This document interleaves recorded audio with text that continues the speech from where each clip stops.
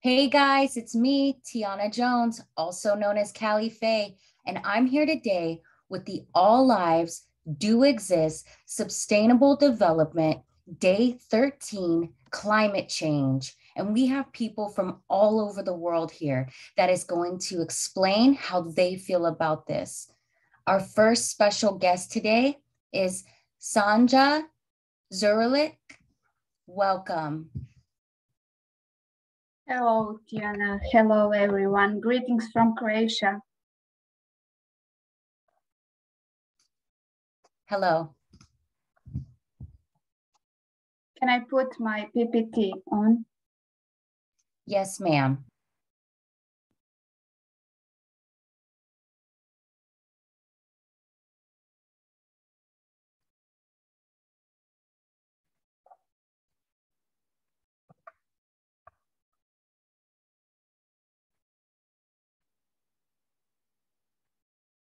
So, hello, everyone, again.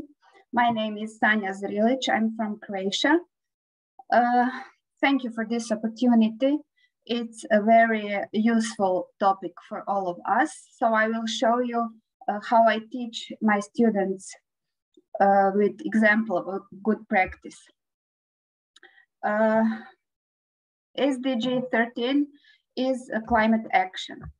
There's no country that's not experiencing the drastic effects of climate change.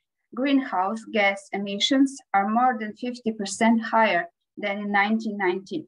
Global warming is causing long-lasting changes to our climate system.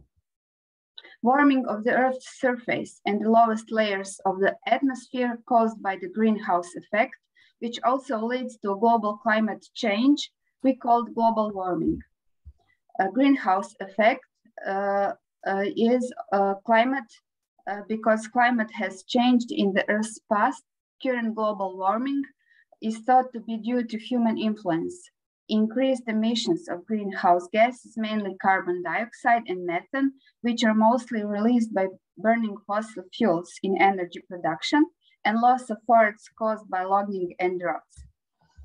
Based on the opinion of significant number of scientists, the change in the ice sheet on Earth shows the unquestionable warming of the last 100 years. It is estimated that by 2100, the air temperature would be higher by as much as 1.5 to 5.8 degrees, depending on the degree of increase in greenhouse gases. Consequences of global warming are catastrophic consequences for some parts of humanity. The potential for reducing greenhouse gas emissions from waste management is significant. The most effective way to reduce the amount of waste is not to create it. Making a new product requires a lot of materials and energy. Raw materials must be taken out of the country, and the product must be produced and transported to the point of sale. As a result, reduction and reuse are the most effective ways to save natural resources, protect the environment, and save money. People should be encouraged to save natural resources. Strive to reuse plastic, glass, and wood. It's called recycling. In this way, we reduce the use of resources and energy consumption, and the amount of waste is reduced. Recycling is encouraged by waste separation. Recycling is a process which I was made in my classroom. Precisely because of all the above, I carried out the activity of making a container for waste separation with my students. The students painted the cardboard boxes with acrylic paints according to which waste is sorted. Red for batteries, blue for paper, yellow for plastic, and green for glass. And this way, they also recycled. This is manufacturing process of containers. Students made everything. Recycling is encouraged by waste separation, so this paper is precisely connection of this activity. Everything we have shown, entire production process on this video link.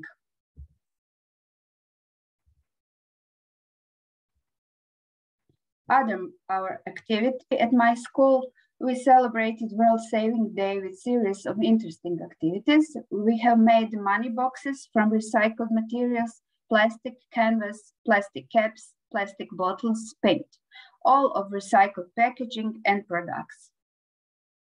You can see on these photos what have we done. Reducing production and reusing products are the most effective ways to save natural resources, protect the environment, and save money. The European Green Agreement plead more European forests. Natural forests, together with naturally freely herbivorous population, can increase biodiversity and reduce the scale and impact of climate change. Plant a tree, don't be a stamp.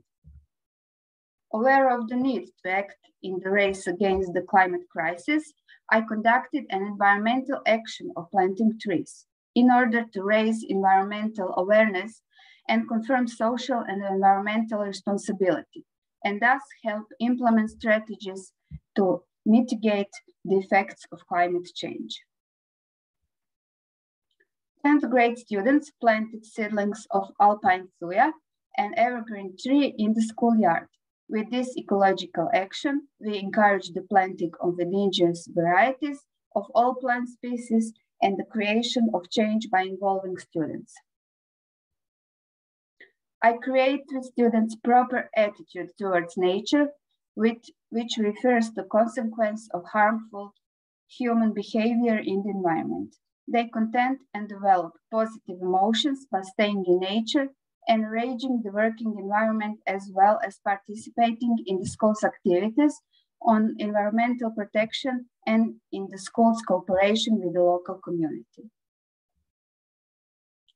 Within the project, it is Into Being Green, students studied climate changes as the 13th Sustainable Development Goal and created digital content on this topic. By doing their project assignments as part of professional workshops, students learned why climate changes occurs, what's devastating effects of climate change, and how we can all work together. These are students' workshops, and that would be all. Thank you for your attention. Wow, very impressive, the service that you're doing for humanity and your children. Thank you again. Thank you very much. Thank you again. Our next special guest today is Dr. Kalpana Dix.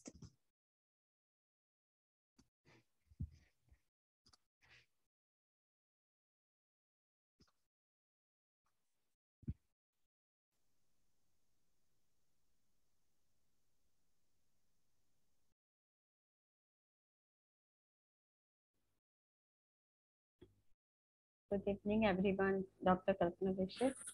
I'm from India. I'm a research supervisor at Barkatullah University and research coordinator IIU India. So here I would like to present my presentation on climate action plan, different strategies and management of climate action.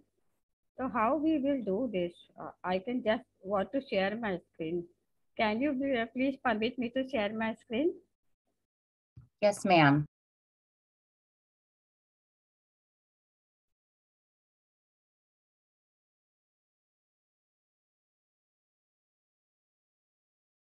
Is my screen is visible to you? No, ma'am.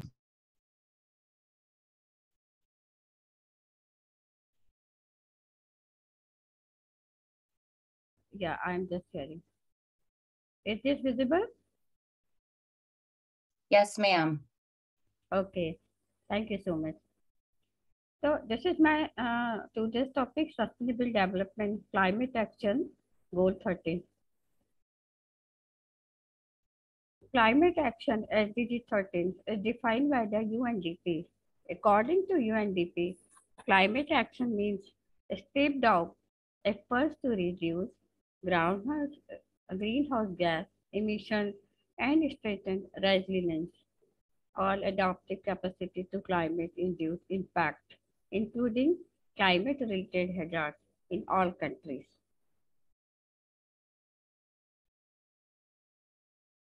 It has 6 goals.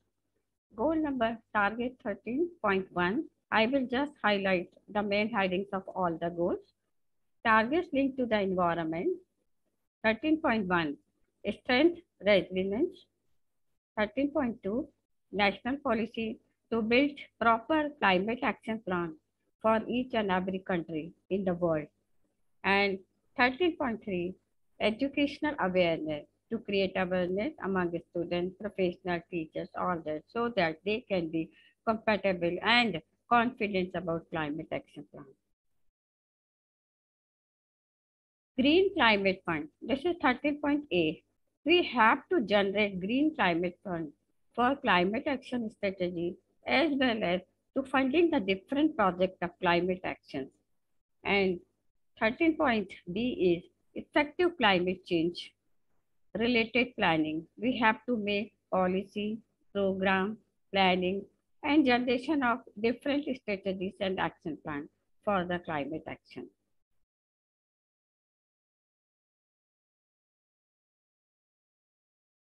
What is the climate action framework? How we can plan a climate action? It has 5 steps. Number 1 is engage, then measure, then set targets, implement action, and monitor and evaluate the report. Planning for climate action. Here we can focus on 3 phases. Phase number 1, greenhouse gas emission inventory, legal and jurisdictional analysis, stakeholders engagement, mitigation and adoption strategies. Then phase number 2, what we have to do, economic and fiscal impact analysis, gap-wide survey, implementation plan development, communication framework, student climate ambassador program. This is very much important to involve students for climate action. Then implementing action, all the policies, program and action we have built, we have to implement immediately. Then measuring performance. After implementing, we have to measure the performance.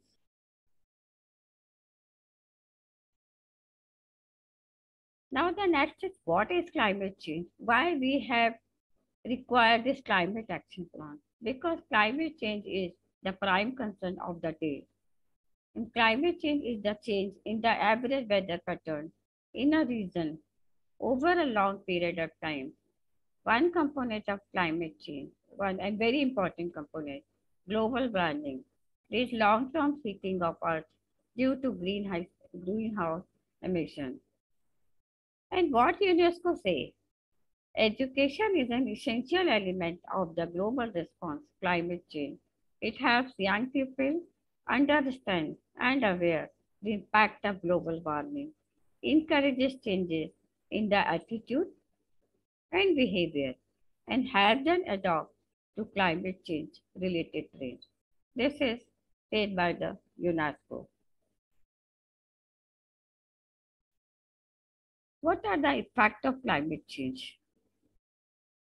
Rising sea level, economic losses, rising temperature, more and worse drought, more heat-related illness like heat cramps, heat exhaustion, and heat stroke, and more and worse storms, more and worse forest fire, and more animal extinction. Due to this climate change condition, there are many effects on the biodiversity as well as climate situation as well as on the human being also. Then what are the causes and effects of climate change? There are different causes.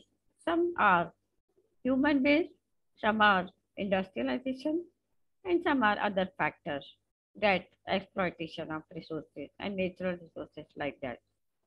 So the main important causes of climate change are rapid industrialization, We are growing up our industries very fast. So this is very dangerous and harmful to the climate. Energy use, sustainable use of energy. If we cannot do sustainable use of energy, we can exhaust with all the energy resources. Agriculture practices, poor agriculture practices. We can burn for our crop and that will degrade the land quality. Then deforestation. We are cutting forest to make the buildings and consumer practices. We are utilizing our natural resources in wrong way. Livestock, transport, many transport on the road. This is one of the important cause. The climate, the carbon dioxide emission is more due to the more transportation on the road. And resource extraction and pollution, different type of pollution. E-waste pollution and plastic pollution, soil pollution, water pollution, air pollution, different type of pollution. They are created the effects of climate change. So what are the further effects of these causes? Definitely temperature will rise, sea level will rise, unpredictable weather patterns will create, and weather event, increase the weather event, and land degradation, loss of wildlife and biodiversity itself. And what are the social impact of climate change? They are displaced people from one place to another, poverty, loss of livelihood, hunger, malnutrition, increased risk of disaster, global food and water shortage. These are the social impact of climate change. Now I will talk about the Indian Climate Action Plan, National Action Plan for Climate Change India. This is highlighting NAPCC, National Action Plan for Climate Change. It has 8 missions: National Solar Mission, National Mission on Enhanced Energy Efficiency, National Mission on Sustainable Habitat, National Water Mission, National Mission for a Green India, National Mission for Sustaining the Himalayan Ecosystem, and National Mission on Strategic Knowledge for Climate Change, and National Mission on Sustainable Agriculture. These are the practices in NAPCC. What are the other new missions? To reduce effect of climate change, the government of India is planning to add 4 new missions to the National Action Plan on climate change. They are mission on wind energy to build preparedness to deal with impact on human health, effective management of India's coastal resources, and harness energy from the waste. The other target of NAPCC, climate friendly growth parameter, climate change adaptation, climate change finance, capacity building and technology. Out of 8 missions, 3 missions seek to slow down the growth of Indian emissions. They are mission on solar energy, mission on afforestation, and on energy efficiency. Current capacity and future target for energy generation. We have the target of solar, wind, biomass, and nuclear energy. We have to increase the capacity of all these type of energies. We have current capacity 4065 megabyte, 23.76 gigabyte, 4.4 gigabyte, 5780 megabyte. And what our target?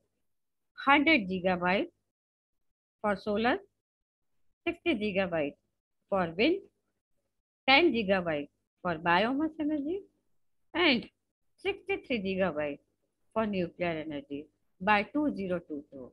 This is now crossing the time limit and we have achieved all these goals. Action for climate action plan. What are the major actions should be there?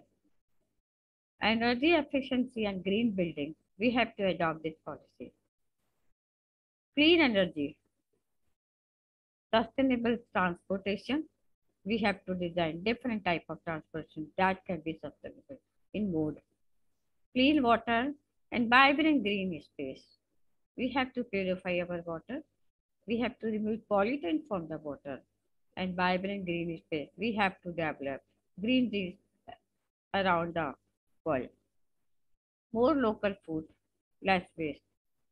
We should be dependent on local food so that we can reduce the wastage of food and cross-cutting priorities. We have to prioritize ourselves. What are the resources useful for us? Yeah, just. This one is actually SDG conference. I'm just finishing. Just a minute, please. Top option for reducing your carbon footprint. Average reduction per person per year in terms of carbon dioxide equivalent. Leave car free. These are data on the per person per ton. Leave car free. Battery electric car. One less long haul flight per year. Renewable energy. Public transport. Refurbishment, renovation. Vegan diet. Heat pump. Improved cooking equipment. Renewable based heating. So this is my last slide. Now I am ready to respond to all the questions. If you have any question, you can ask me. I am stopping the screen sharing. Wow, that was very, very informational. And please, after, send your presentation to caligirlbooksllc.2020@gmail.com. I put it in the chat box. That way we can mention you in our upcoming magazine that's coming out. And we can also get you a media release waiver and maybe use a slide or two of your presentation. Thank you so much. Thank you. Thank you so much. Wow. Our next special guest today is going to be Manette Pankul. Yes, ma'am. Good morning, good afternoon, good evening to all eminent speakers present here. Namaskar, I am Ambassador Manette Pankul, student of DLF Public School, India, and a Delphite of Class 5.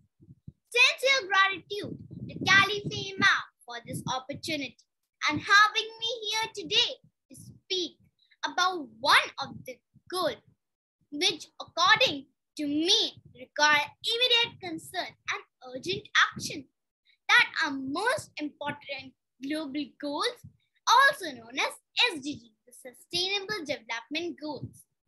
These were adopted by the United Nations in 2015 as a universal call to action to end poverty, protect the planet, and ensure that by 2030, all people enjoy peace and prosperity.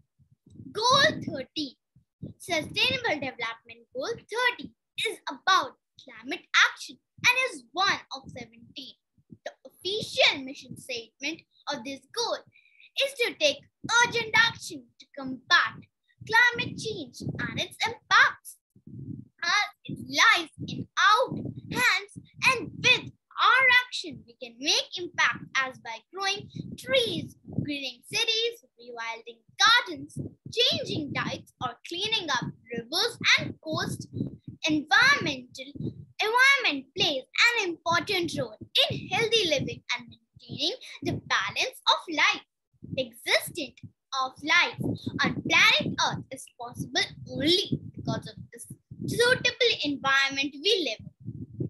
Each one of them is dependent on the environment for food, air, water, and all other needs. The changing environment is expected to cause more heat stress and increase in waterborne diseases, and diseases transmitted by insects and rodents. Extreme weather events can compound many of these threats. Now let's understand what is climate change. Climate change is sometimes misunderstood as being about changes in weather. In reality, it is about changes in our own very way. We humans are increasingly influencing the climate and fouling our own nest. In the Earth's temperature by burning fossil fuels, cutting down forests, which are adding enormous amount of greenhouse gases to those naturally occurring in the atmosphere and increasing the greenhouse effect and global warming. Let's understand the effect of global climate change. Global climate change has observational effect. Glaciers have shrunk, ice on rivers, loss of sea ice, and intense heat waves. Temperatures will continue to rise. The human-induced warming is superimposed on climate. Extreme weather events, for example, hurricane formations will change, lightning, heat waves, droughts, and rain storms. Ice melt means at the time ice is supposed to be at its peak. It's lagging. It is less thick sea ice that will persist for years. Sea level and ocean acidification. As the level of carbon dioxide increases, the ocean absorbs some of that gas, which increases the acidity of seawater. Plant and animals. Many species of plant and animals are not just moving north, they are moving from the equator towards the pole at a comfortable temperature. Social effect. Effect on human society may be more devastating. Agricultural system will be a dead, a crippling blow. Growing seasons will expand. Drought leads to its food sector.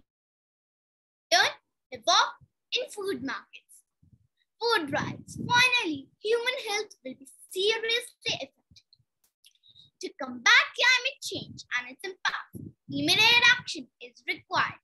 We should take steps to reduce our emissions that we can make our planet to net zero emissions by 2050. Our small ways can make a big change, as I always try to voice that concern to reduce waste and say no to plastic and make my child peers, her friends, and even our society members. We can make use of cloth bag by reusing old shirt and cloth at home. Even jute bag as single-use plastic bag is very dangerous, not only for us but for animals also. Plastic bottle which we throw out after use and get it strangled in neck of animal and get cut and even can take their lives. They have to be a huge pain, even can lead to suffocation. Even plastic, if eaten by animals from diet, it will affect their digestive system. We can use steel and copper water bottle, which is even healthy option. Conserve water, reduce waste, eat less meat and dairy products. Avoid meat and dairy products is one of the biggest ways to reduce environmental impact on the planet. Walk and travel green. Take public transportation, ride a bike in your commute, and do carpool. Reduce flying. And for work, consider using video conferencing instead of travel. For trips in the same country, use train or leisure drive fly economy. A passenger in the business class has carbon footprint 3 times higher than someone in economy. Reduce your energy use and bills. Use less energy and cut your carbon footprint and use energy and reduce your energy bills. Turn off lights and appliances when you do not need them. Replace light bulbs with LEDs or other low energy lights. 3 R's: reduce, reuse, recycle. They all help to cut down on the amount of waste we throw away. They conserve natural resources, landfill space, and energy. fight for the forest, deforestation, and accelerating climate change and the extinction of wildlife. Trees provide food, protection, and homes for many birds and mammals. After effects of climate change action. Taking strong climate action will not only help negate these impacts, but will also have significant sustainable development benefits, improve health, and create economic opportunities, help families thrive, stand up, take action, voice out concern, else there will be severe consequences for humankind. Finally, I would like to say thank you everyone for your patience and understanding. Hope it was informative and could add on to your knowledge. Thank you. Wow, great job. We're so proud of you. And you are such a leader of All Lives Do Exist and Women's Lives Do Exist Youth Ambassador. So we are grateful to have you here. And you are so smart and so beautiful. And we are so grateful to have you again. Thank you so much. Pleasure is all mine. Our next special guest today is going to be Supriya Kumarvelan. Welcome. Thank you, and a very great evening, everyone. And thank you once again, Tianna, for giving me this golden opportunity to express my knowledge and share my views with everyone who is watching us live or the lovely audience who are here with us. So let me share my screen, please.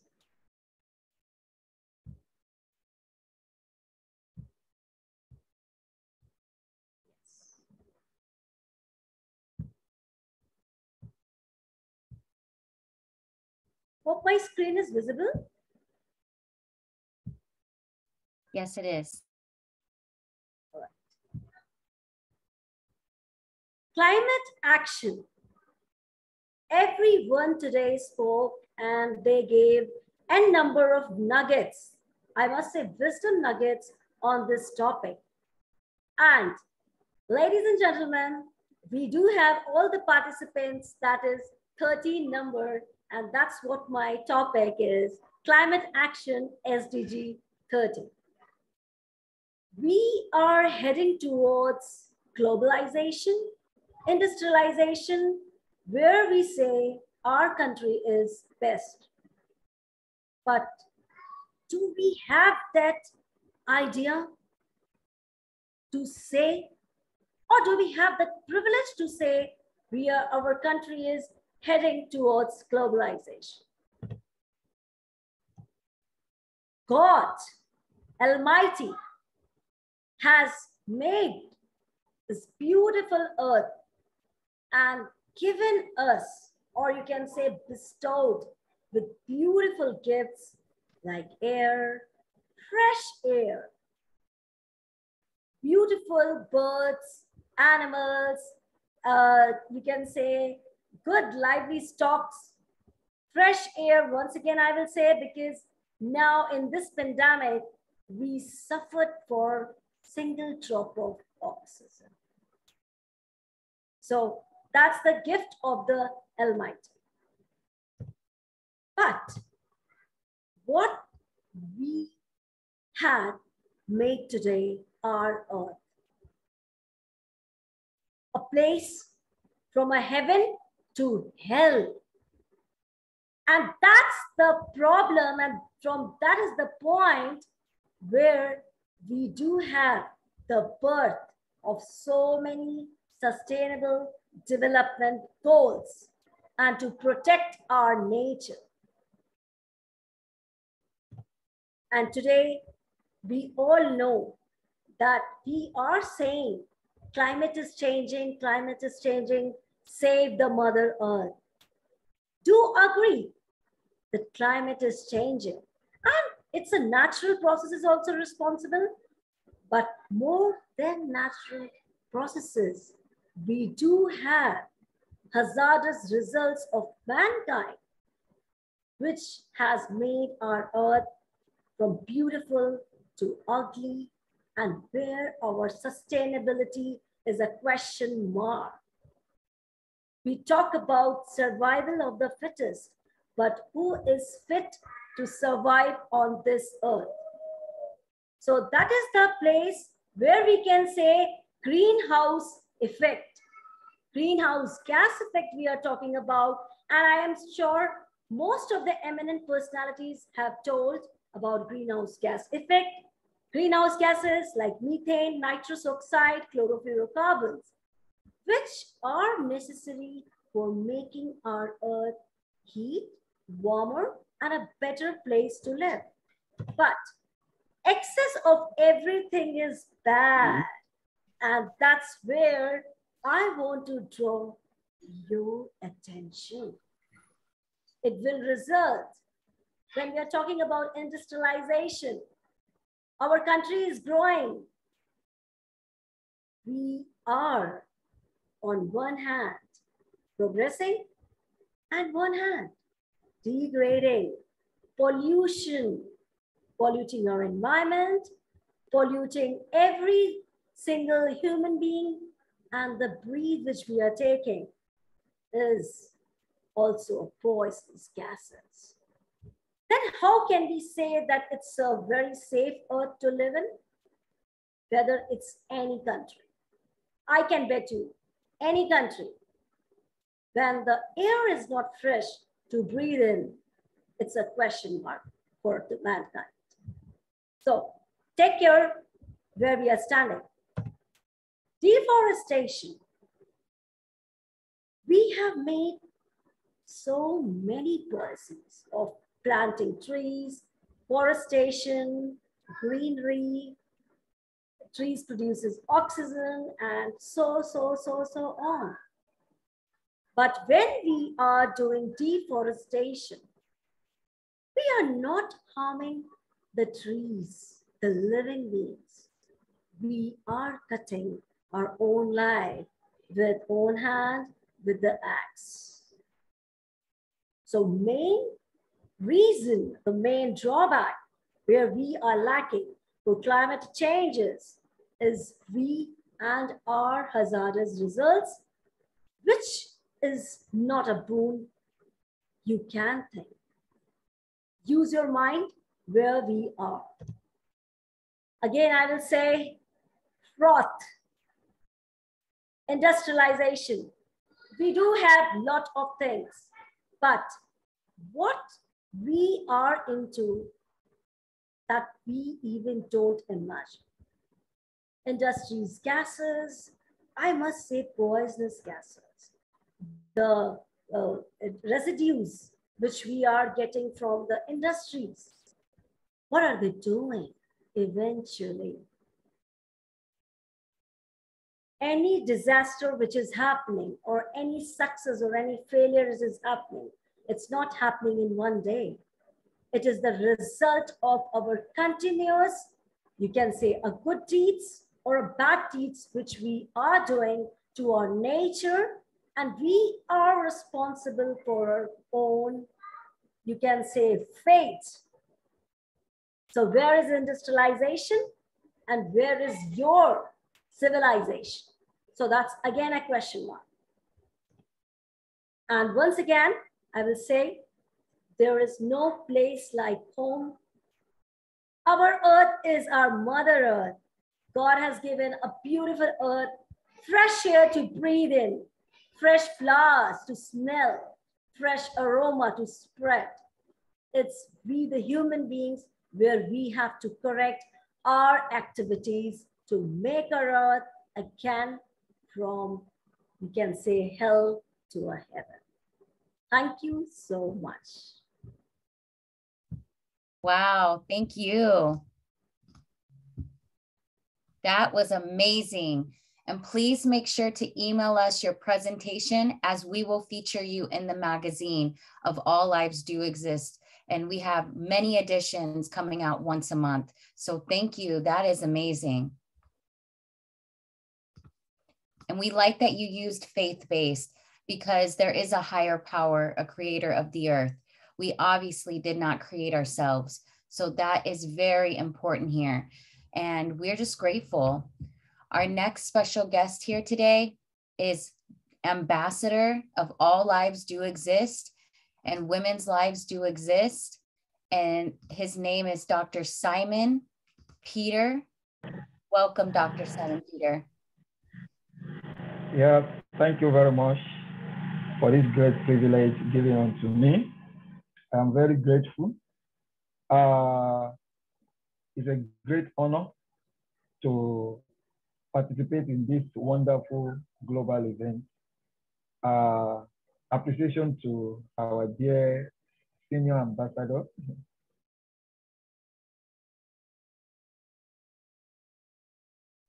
Thank you.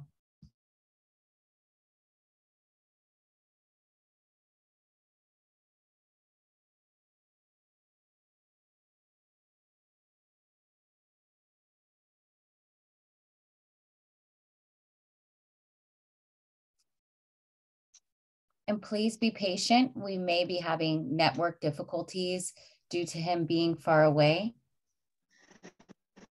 It's what I brought.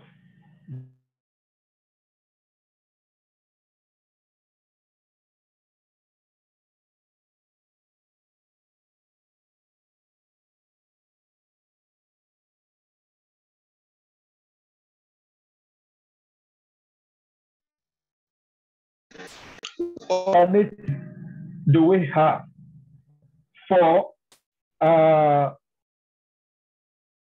for energy? What alternatives do we have for energy?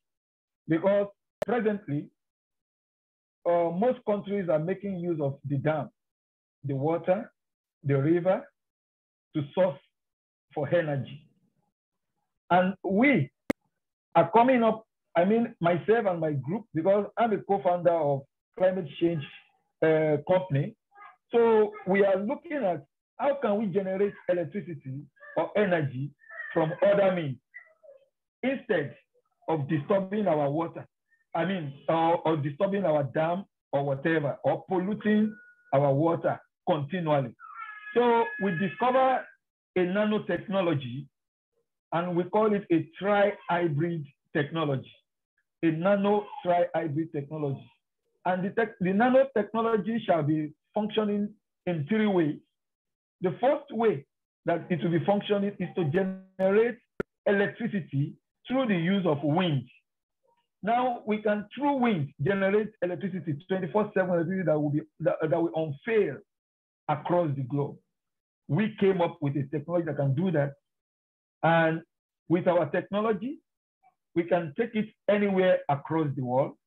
We are starting with South Africa. And from South Africa, we move to India and so on, and to other countries of the world. So what are we doing? The nanotechnology has ability to capture toxic substances from the atmosphere. It will capture toxic substances from the atmosphere. And then what will it do with these toxic substances? Because most of us, we are used to carbon capture. In the atmosphere, it's not only carbon that the atmosphere is polluted with. It's more than carbon. There are other toxic substances that the atmosphere has been polluted with through all these fossil fuels, all these gas emissions and so on. So it's more than carbon, but every one of us, we normally call carbon because carbon is the common toxic substance in the atmosphere. As we all know, human being is not meant to be breathing in carbon. We are meant to be breathing in oxygen. So we came up with a nanotechnology that will capture toxic substances from the atmosphere. Then with that substances that is capturing, it is going to make use of the wind energy. And through the wind energy, it's going to generate green electricity, a clean energy system, which is applicable to anything. It is applicable to vehicles. Instead of us using, our technology is modular. It's modular. We can use it to store energy, and we can have energy stations where vehicle can come and park Then when the vehicle parks, then the vehicle can load enough energy to transport it from one place to another. You understand? Depending on the amount of energy that it has stored. Now, our nanotechnology is doing this successfully. It's doing this successfully. So through the wind, we generate electricity and we store the energy for modular use. Then secondly, what is the second solution? What is the solution to our atmosphere that has been polluted? You know, our nanotechnology is also designed to do something. The second function that it is designed to do is to after capturing all this carbon or whatever, is creating a mutual sustainability benefit to human beings. You know, most of us have deforested all our trees. No more trees. Deforestation has affected fresh air and everything like that. So, but when we apply our technology in any community, whichever community we plant our nanotechnology, the nanotechnology will automatically capture every carbon from the atmosphere and release pure and natural oxygen in return. It will release pure natural oxygen in return to the community. Then instead of you breathing in poisonous, toxic substances that you are not supposed to be breathing in, then you will be breathing in pure oxygen, which God has designed us to be breathing in.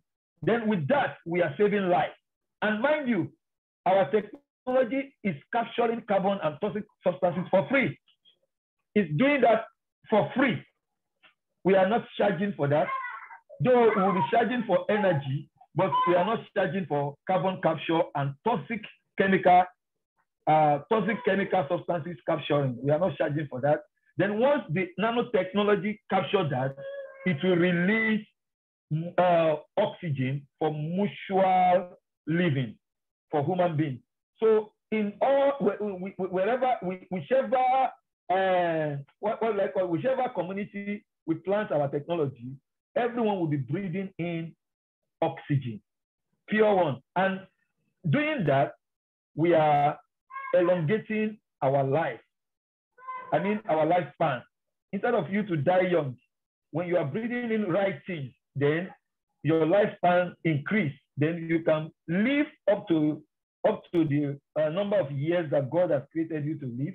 Then you can fulfill your potential, and you will not die untimely. That is the solution our technology is bringing to the world. Then the final solution our technology is bringing to the world is answer to drinking water. Must we dig the well every time because we want to get water? Must we dig borehole every time because we want to get water? No. And where is the real water? Where is the real natural water? We have it at the atmosphere there. When you look at the firmament, when you look at the clouds, that is where the real pure water is. Undiluted one is there. So our technology is designed to source water from the clouds direct, natural water from the cloud direct. So that's why I call it tri-hybrid nanotechnology. It's going to do a triple job. So how will it capture water? The machine, I mean the nanotechnology machine, has been designed to do that. It will capture the water, and not only is it going to capture the water, the carbon that we are capturing from the atmosphere, we are going to make use of it. It won't waste. We are going to make use of it. We will synthesize it, and we will now use it to generate a carbonated drinking water. A carbonated drinking water. That is what we use it to generate. We store the water, and we store it for use across the community and across a country. So that is our plan. That is our plan. So, and the more you drink carbonated drinking water, the more your lifespan increase as well. Do you know? Because medically, everyone knows all this carbonated water, it is meant to increase lifespan. it is meant to increase lifespan. So when you are drinking, our own technology is that once we produce the carbonated drinking water, natural one, from the clouds, from the atmosphere, so once we produce it, then we firstly we reduce going to the well, digging the well, which is causing all this tearing of the so which is causing everything, and which is causing all the what do they call it, the building dilapidation, and which is causing the earth to crack or to quake. So we will stop that. Then naturally we are getting water from the right place where it is through evaporation. Then when the water comes, we synthesize it with what we call it, carbon, and at the end of the day, it generates and we produce a carbonated drinking water for the world. So that is the solution that myself and our company called Widows ZZ Group has come to offer the world. So we are already entering into franchise partnership with different, we are already entering into franchise partnership with different countries. And we are starting with South Africa, Nigeria, and even at Dubai as well. So that is the solution. And I'm still exploring, I'm employing all scientists across the world, all scientists across the world. This is the little that we can do to save this mother earth. This is the little that we can do. And we cannot still do everything. So we need the contribution of many other scientists to come up with solutions to climate problem, because this SDG goal 13 is very, very important to save the human earth. And even not, we are not even saving the human earth. We are not saving the planet. We are saving ourselves. We are saving ourselves. It is not the planet. So we have to save ourselves, not the planet, because the planet itself, it has the power and ability to save itself. It is we that we are disturbing or destroying our own life by through our polluting the environment, the water, and every other thing. Now, with the little presentation of mine, I'll be able to inform us that we have a solution, a triple solution to climate change. And one is to capture all chemical substances, including carbon. And after capturing it, we use it to synthesize. We synthesize it, and we use it to produce pure oxygen into whichever environment or community we apply our technology to. We use it to produce pure oxygen so that we all in the environment or in the entire country will breathe in the pure oxygen, even without afforestation. Then in addition to that, another thing that we do, the second option which I mentioned, is to generate and synthesize carbonated drinking water. And the last one, which I said, is to generate 24/7 electricity through the wind. So that is what our Tribit nanotech technology is going to offer to the world. So that is what we are having to offer the world. Thank you very much one more time for this privilege and opportunity given unto me to share my opinion and the solution that we have on climate call and climate change. I really appreciate this opportunity given. Thank you very much. I will have introduced my son and my wife, but they just left now. They just left. They are no longer here. So thank you very much for the opportunity, man. Maybe next time we shall do that. You hear from them. Thank you very much, man. Thank you. And they are an All Lives Do Exist and Women's Lives Do Exist brand ambassador family. So they have given their service to us for humanity. And we would like to say hello to them quickly. Thank you. Thank you, man.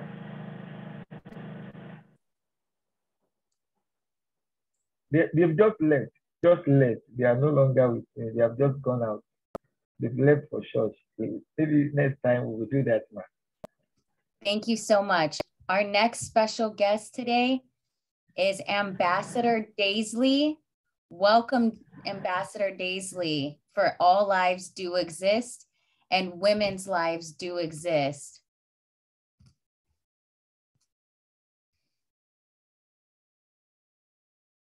Thank you very much. I am Dr. Adrian from Barbados in the Caribbean, and I am here to talk about some of the effects that we are experiencing here in Barbados.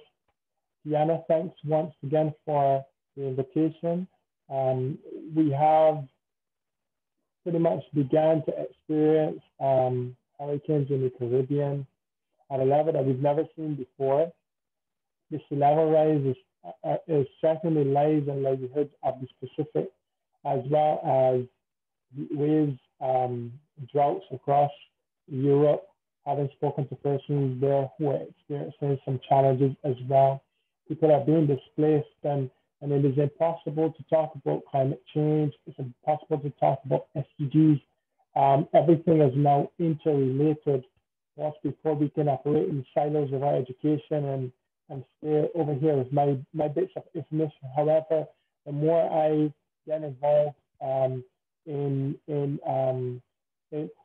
the work of changing the world, the more I come into contact with the fact that everything is interrelated now, and we can no longer say it's going to be the responsibility of someone else. The effects of climate change are already impacting human rights, including the rights to food, water, sanitation, decent shelter, health, and personal security, even life itself. Climate change has disproportionately affected the world's most disadvantaged people. And those are the people where my heart goes out to, because those are the poorest, the most exposed people that have least resources to withstand climate shocks and the stresses such as extreme weather events. Now, climate action that is not anchored in human rights-based approach risks further violating human rights. And that's one of the reasons why I come from the perspective of human rights. Environmental degradation, biodiversity, loss of the beautiful atmosphere, the beautiful biosphere that we call home, it has begun to degrade our economy, affect our livelihood. Barbados depends 90% on foreign reserves, for example, foreign investment, through tourism. And so we can no longer afford to stand by and say it's somebody else's problem. It is a we issue. And these issues are also contributing to the medical conditions such as asthma and make persons more vulnerable to viral infections, crises such as the COVID.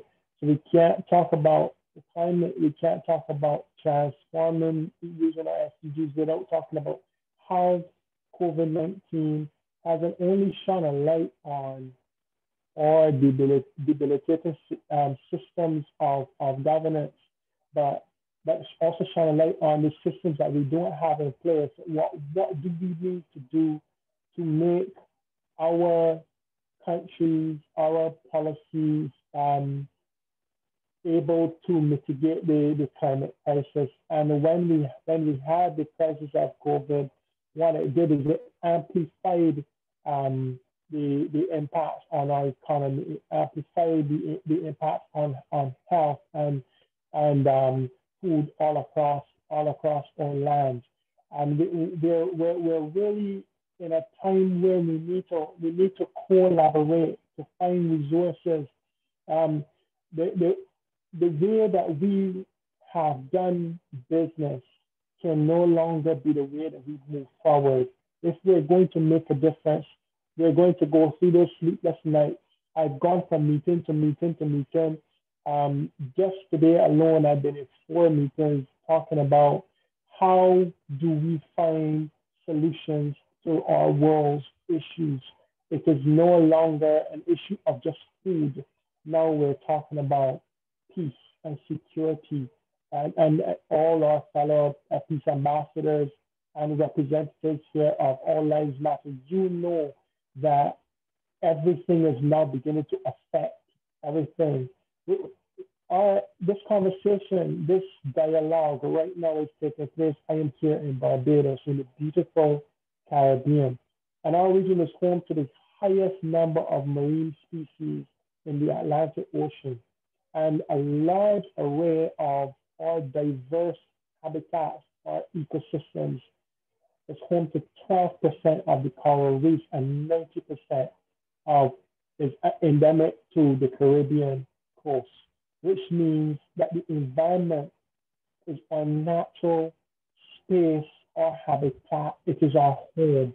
We have to treat it with the care, the compassion that we should have treated it 20 years ago. Climate scientists are already saying that we have already passed tipping points, viable tipping points, which means that if we don't find a way to curb our emissions, we're going to put our generations to come into future jeopardy. And we cannot afford to say, okay, I am not going to look at what is going on around the world. And if we want to talk about what's going on in the world, we cannot, in good conscience, talk about climate SDGs and not talk about the current situation going on between Russia and the Ukraine and the contamination. And they even brought it impact on health as it relates to the use of biowarfare. So we need to start understanding that we are all here to pool our resources, to pool our understanding. It is a pleasure, it is a privilege to be here. I'm honored to be here because we can now look at how do we put our expertise together.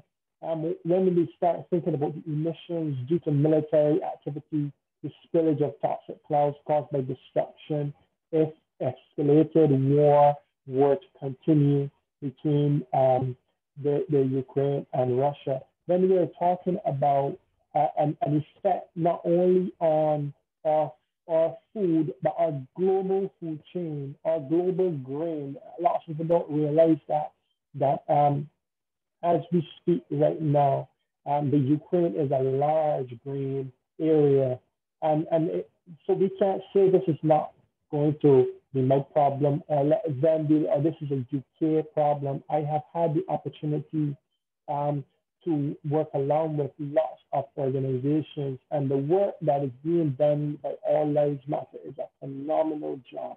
And that's why it's a pleasure to be here.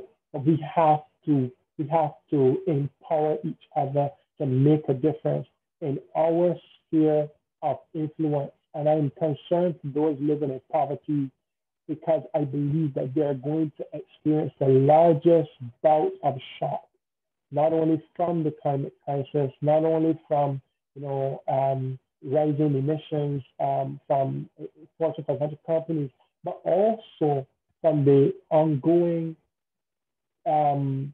conflict within the United Kingdom's area. We are told by climate scientists that species living in harmony with nature is a must for the future. So if we are thinking about the future, we have to start asking ourselves, how do we mitigate the climate crisis? How do we create workable partnerships? How do we involve each stakeholder? How do we have cross-sectoral discussions and dialogues that lead to actionable steps as it relates to climate?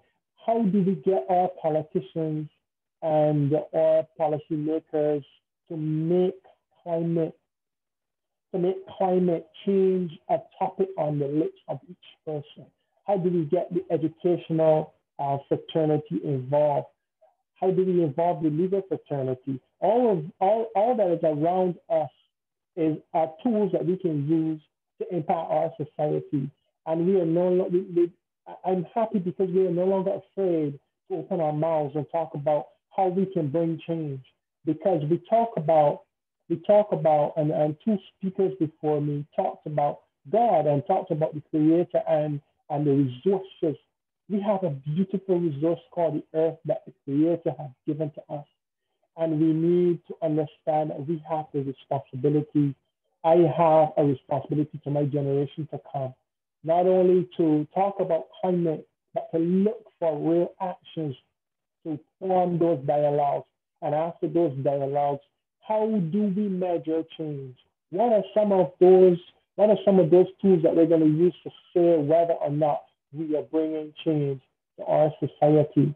I really think that if you really go back to the 2022 IPCC report, from the UN, this has caused many leaders all across the world to stand and take note. Even those policymakers who were like, oh, that's a problem for 50 years from now. I remember years ago when we were talking about the ozone layer. But can you imagine? That's been more than 50 years since we've been talking about the ozone layer. Now, all of a sudden, we're come face to face with the fact that we have too much plastics, not only in our economy, but we have too much plastics in our waters. We here at tourist destination like Barbados, we cannot afford not to care. We have to care, and we have to understand that it is our chance to change our world. The warming of our temperatures is going to cause drought. It's going to cause other effects and impact people worldwide. The changing and the precipitation is going to cause things like agricultural productivity decrease. We're looking at hydrological regime being broken down and our biodiversity being affected. And why is this important? Why is biodiversity important? Because we're talking about worlds that are invisible, that we can't see, that impact our lives, that push our lives, that help our lives, that impact our lives. And just because we can't see it doesn't mean it doesn't affect us. Because if you think about it, most viruses you can't see, but they affect us. So we have to start thinking about the world we can't see. We walk briskly by the magnificence of that invisible world, and we look at the stars, and we look at the sun and the moon, and we're in awe because of the beauty of what it is. But we miss two important creations, man and biodiversity. Our seas are impacted by it. Everything that God has been made for this universe so that we as a species can appreciate it. If we can't see it, we don't have appreciation for it. And so now things are coming to a head where we have to start to begin to see. We have to put aside our qualifications and all of these things that we think make us. And we have to look at each other in the eyes, across from each other. I have to put aside my political differences, my mental differences, my gender differences. I have to put those differences aside for a man. I have to begin to understand that we are stewards of the earth. We are stewards of the resources. We can no longer close our eyes and say, you know what? 50 years from now, somebody will fix it. It is no longer the responsibility of doctors and lawyers and lab coat workers. It's now our responsibility. We can't take it for granted that we are supposed to make a difference in our society. It gives me great pleasure to bring you greetings, from Barbados, because we are talking about 1.4 billion people around the world rely on traditional fuels. I like to break it down like coal and wood to meet basic needs. This is not only harmful to the environment, but it can also lead to premature deaths of millions of people, especially women and children. And this is important because each and every one of us have kids. And if we don't have kids, we have a significant other that we care about. We have an older parent that we care about. And if we really care about them, we will pay attention to our world and everything that is going on around us. If we are involved in social media or we're involved in any form of technology, we have to make technology count to get our voice out there. That's why I am here today. I'm here to represent all lives do exist and women's lives do exist. Why? Because it's time that we put aside all of our differences and we ask ourselves, what do we have in common? What brings us together? Not what separates us. The world has taught us how to separate ourselves.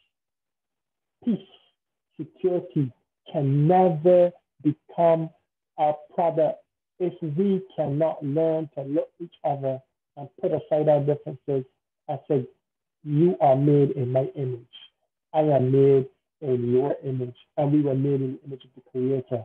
Now we have a responsibility to put aside our arguments, our questions, because it's all about perceptions, all about perceptions.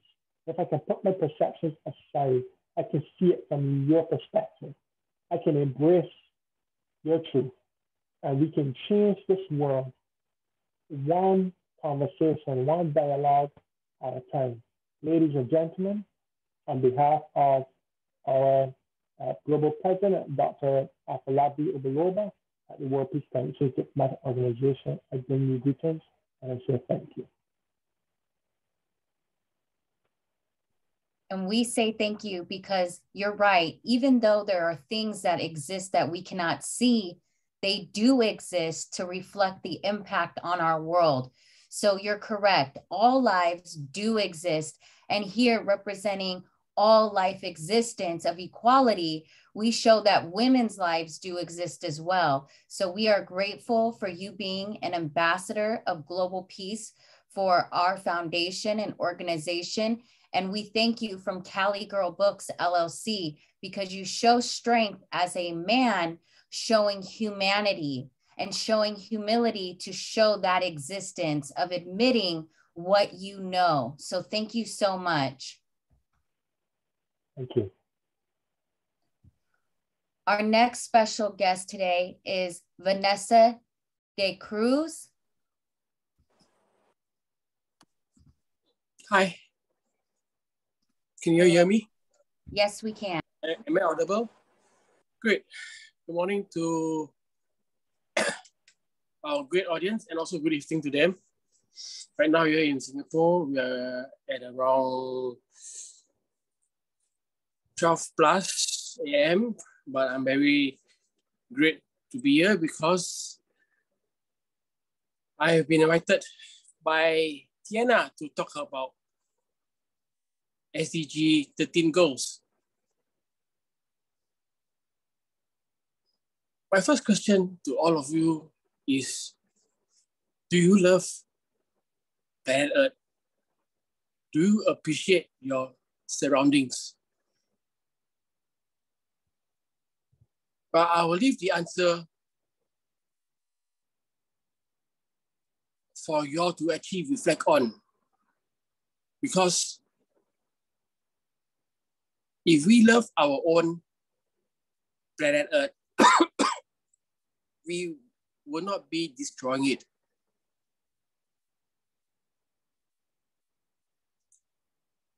Every morning, I will go to the park and just admire our greenery.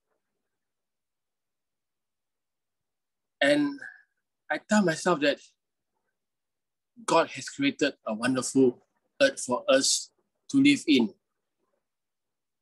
But why are people destroying it? Why are people polluting the earth? Why are they causing the greenhouse effect to increase instead of decreasing?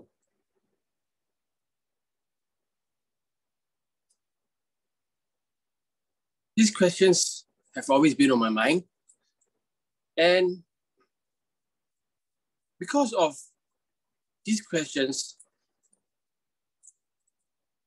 I have recently took the responsibility of going green. My interest in climate change has actually been quite recent. And the important part that I look at climate change is the equal advantage of all countries in the world to become green and protect the earth that we live on.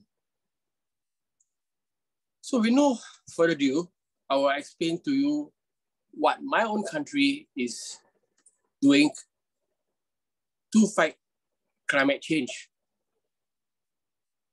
Singapore is a country that is a place where you can enjoy great greenery. The government is dedicated to make our environment a very greenery and peaceful place to live in.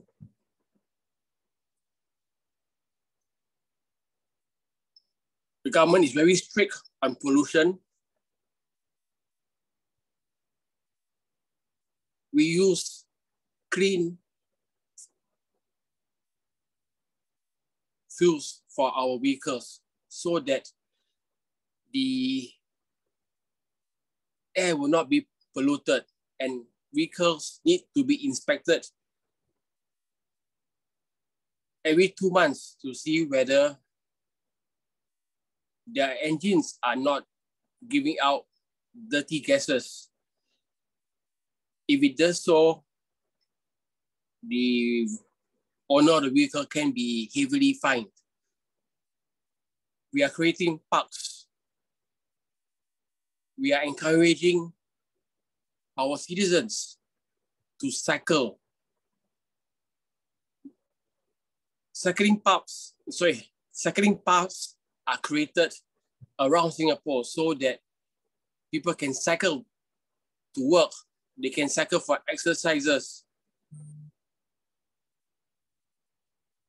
They are encouraged not to use their vehicles often.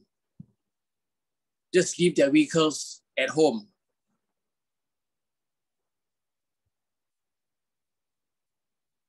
We are also encouraged to grow our own greenery. And the amazing thing is that there are few people who are growing vegetables on their rooftops in Singapore, but this is a very trial period right now. And I, myself, has started to grow plants.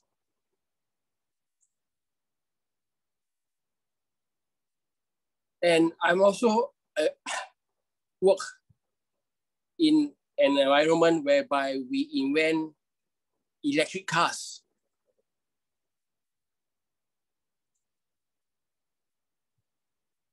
Now, the thing is, all this is, another thing I want to emphasize is that schools in Singapore teach their children to protect our planet Earth, to recycle whatever they are using, the products that they use. We use recycled plates, forks, and spoons. We encourage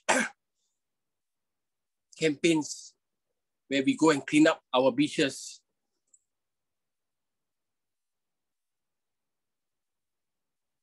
And we tell a very simple thing to our children, not to litter, because littering will pollute the planet Earth. Now, what I've said is something that everybody should be doing. Every country in this world should be doing. But like I mentioned earlier, I look at the opportunities that are available for countries around the world. And I can tell you that there is a lot of inequalities. Which countries are able to use clean gases? But some countries, they're not equipped to do so yet because of maybe of financial reasons, because of economic reasons. Some countries are still using coal. They are still coal miners. Now, you cannot ask a coal miner to stop working. I mean, you cannot get rid of coal miners because that is their living. But the use of coal should be reduced. And the use of clean gases should be campaigned. And countries need to help each other to become much more planet friendly. Countries can help one another, can even finance the countries that are not able to produce methods that will make the environment cleaner.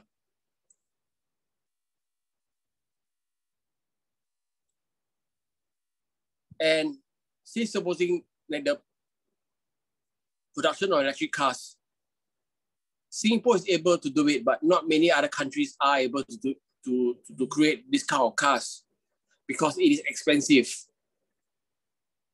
The use of cars that run on petrol is still on high demand.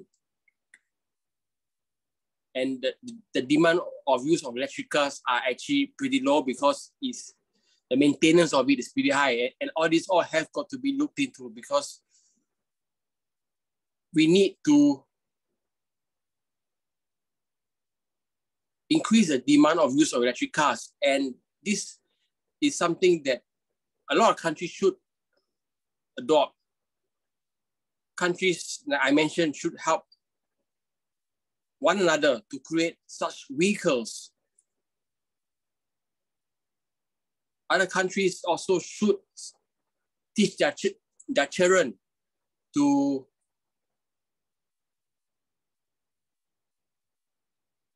learn how to protect our own planet. The question is,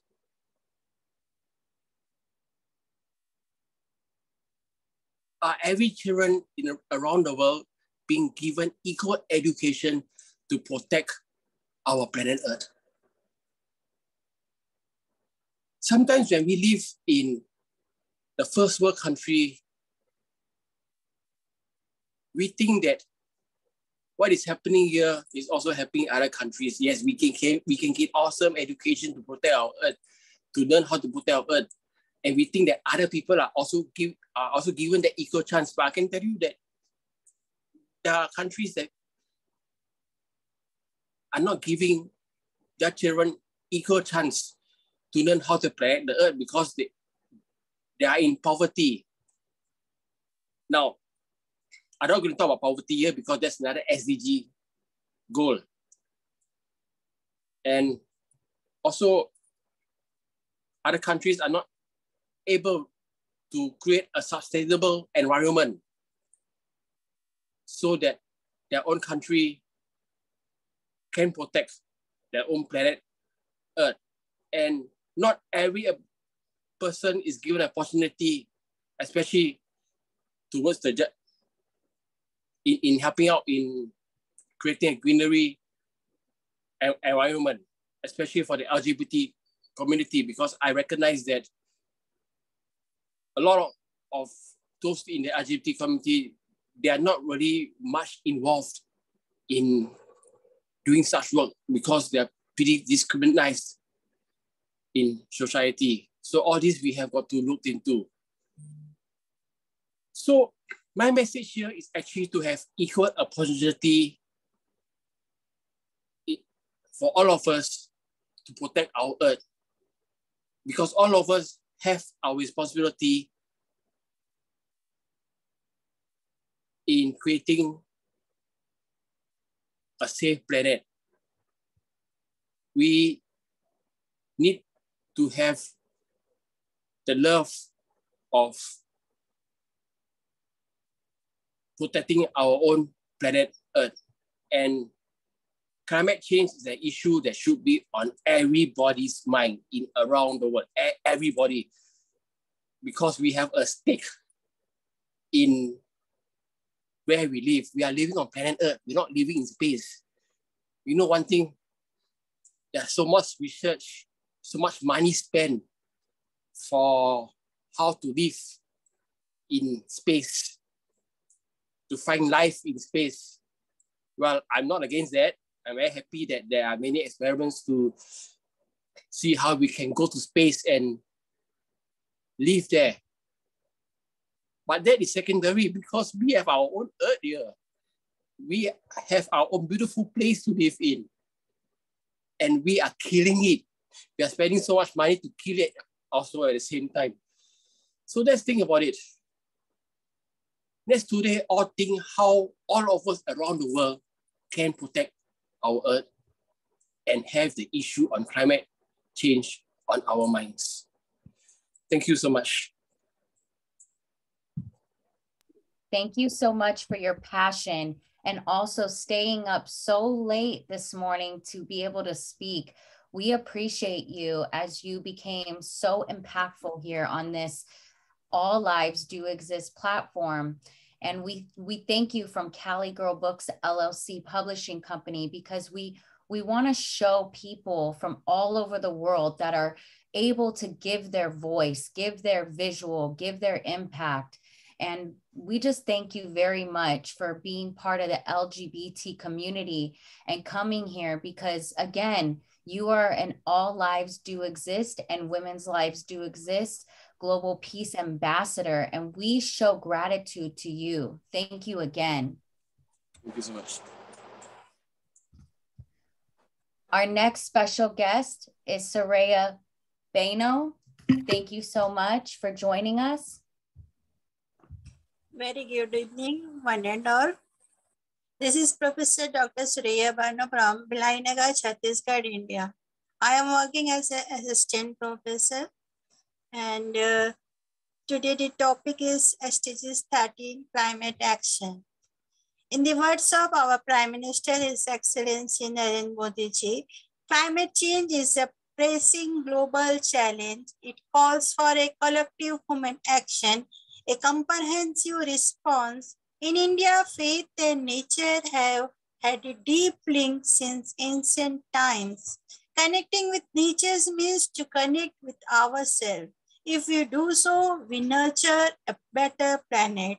He also said, we have to move zero defect and zero effect. Zero defect is production with no adverse effect on the environment.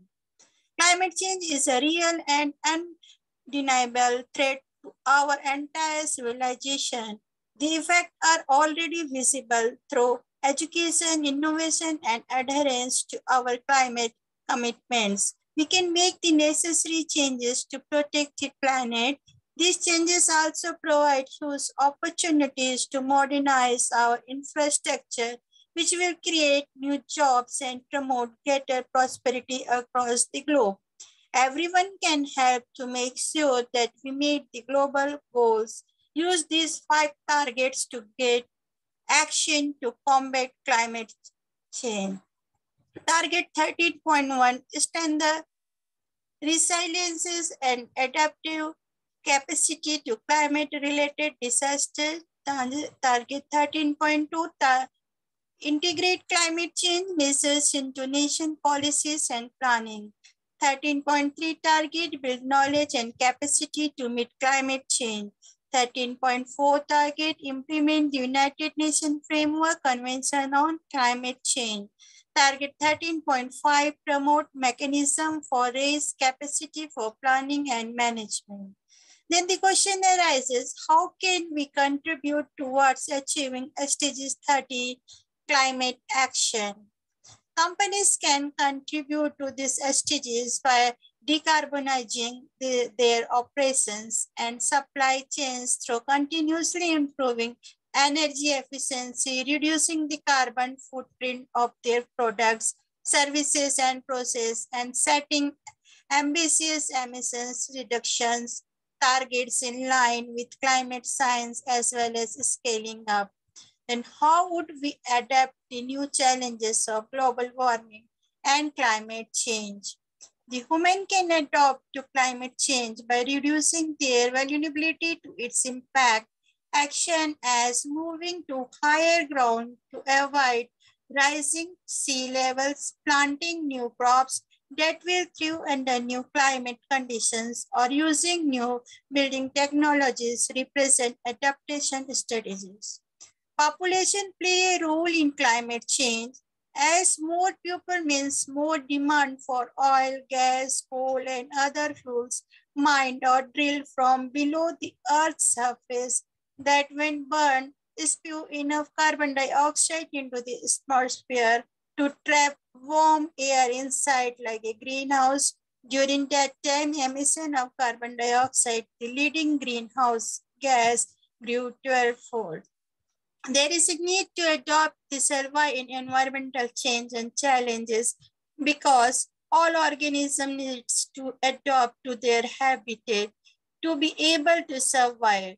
This means adapting to be able to survive the climate conditions of the ecosystem, predators, and other species that compete for the same food and space.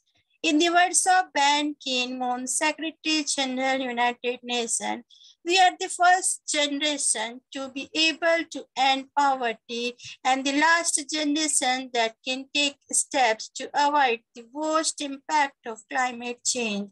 Future generations will judge us harshly if we fail to uphold our moral and historical responsibilities. Population adapt to their environment by natural selection provides a mechanism for species to adapt to changes in the environment. The resulting selective pressures influence the survival and reproduction of organisms over many generations and can change the distribution of traits in the population. This is called adaptation.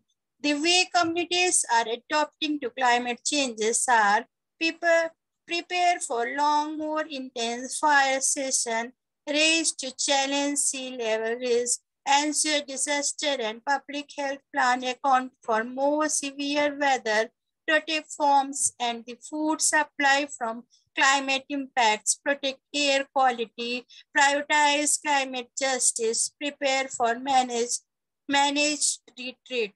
The role of the cutting carbon pollution, even as communities attempt to adapt to climate change. Many are also working to reduce the amount of heat trapping carbon pollution they created in the first place. The latter approach is known as mitigation.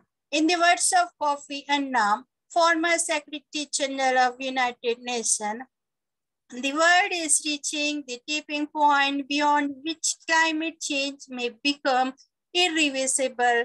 If this happens, we risk denying present and future generations the right to a healthy and sustainable planet. The whole of humanity stands to lose.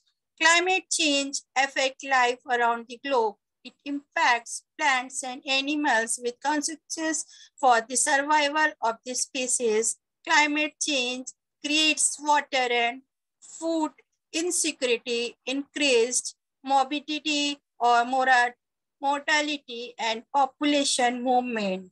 It is important to stop climate change, reduce short-lived climate pollutants. We have immediate economic benefit from job creation and increased household income, as well as lasting ancillary benefits from improved public health, reduced poverty and inequality, and lessens climate change impacts. In the words of David Suzuki, Canadian academic and environmental broadcaster, population and climate change by excessive burning of fossil fuels are real threats, not the people who want that we must take these threats seriously.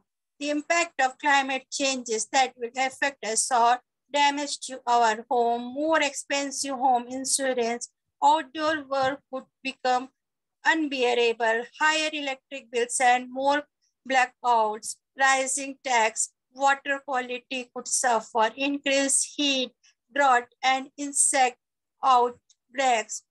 In the words of Barack Obama, President of the United States of America, no challenges poses a greater threat to future generations than climate change.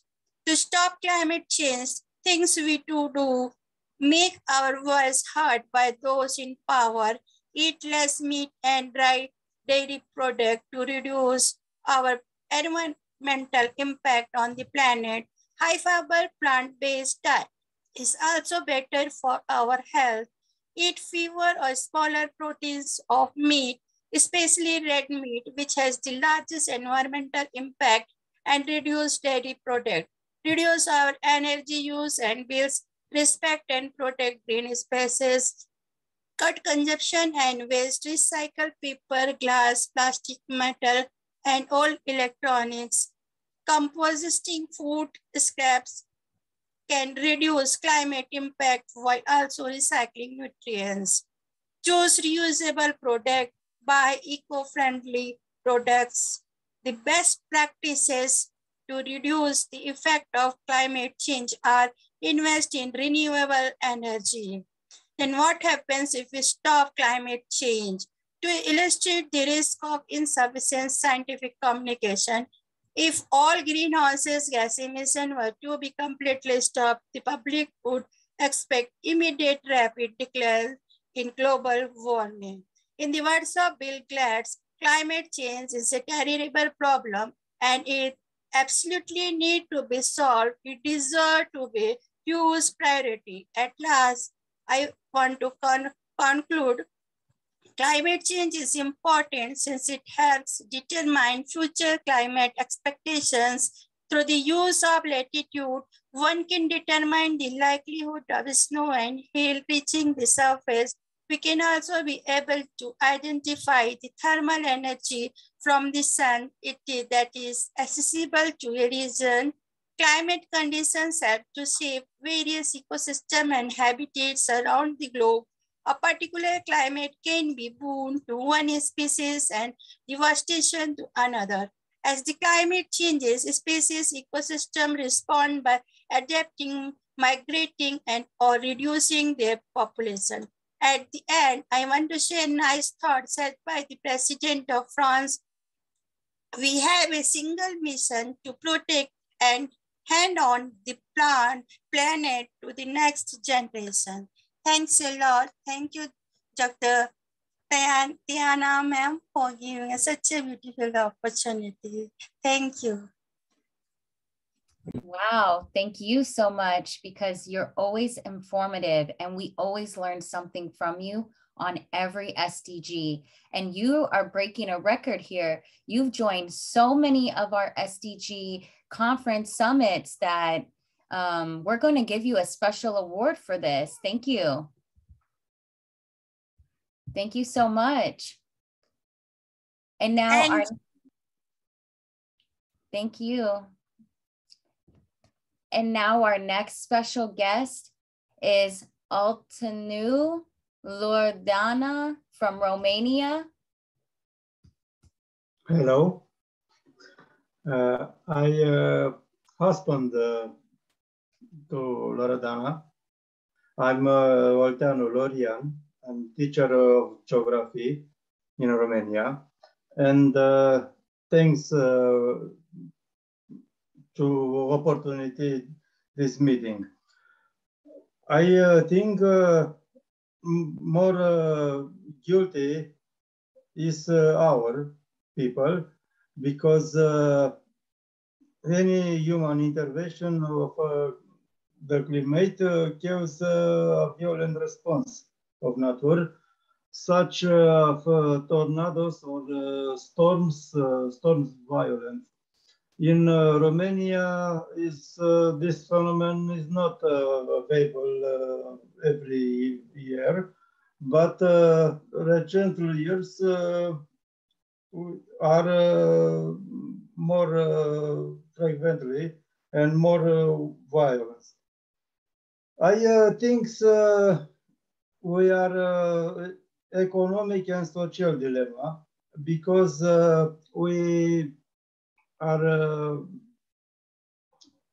need more and more resources, but we can't replace these resources. An example for this casual is electric cars are to failure to control climate change the production to majority conventional electricity. We can just lie. People and consumer society are responsible for interventing to climate balance. We should to be honest ourselves and choose life. Thanks very much.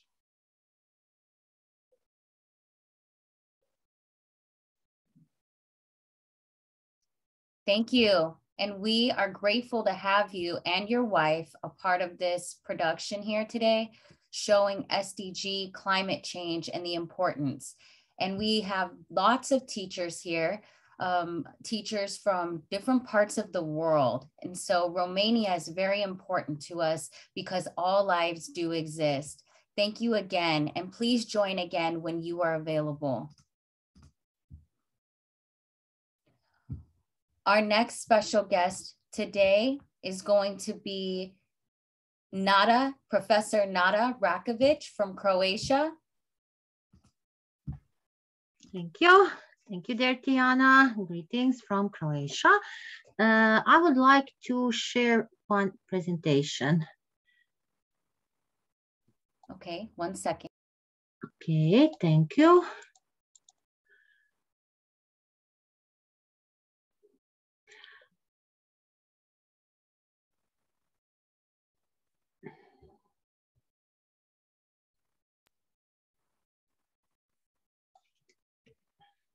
So it's ready when you are.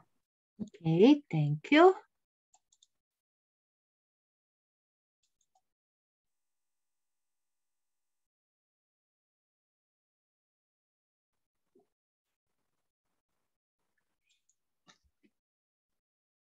So greetings from Croatia once again.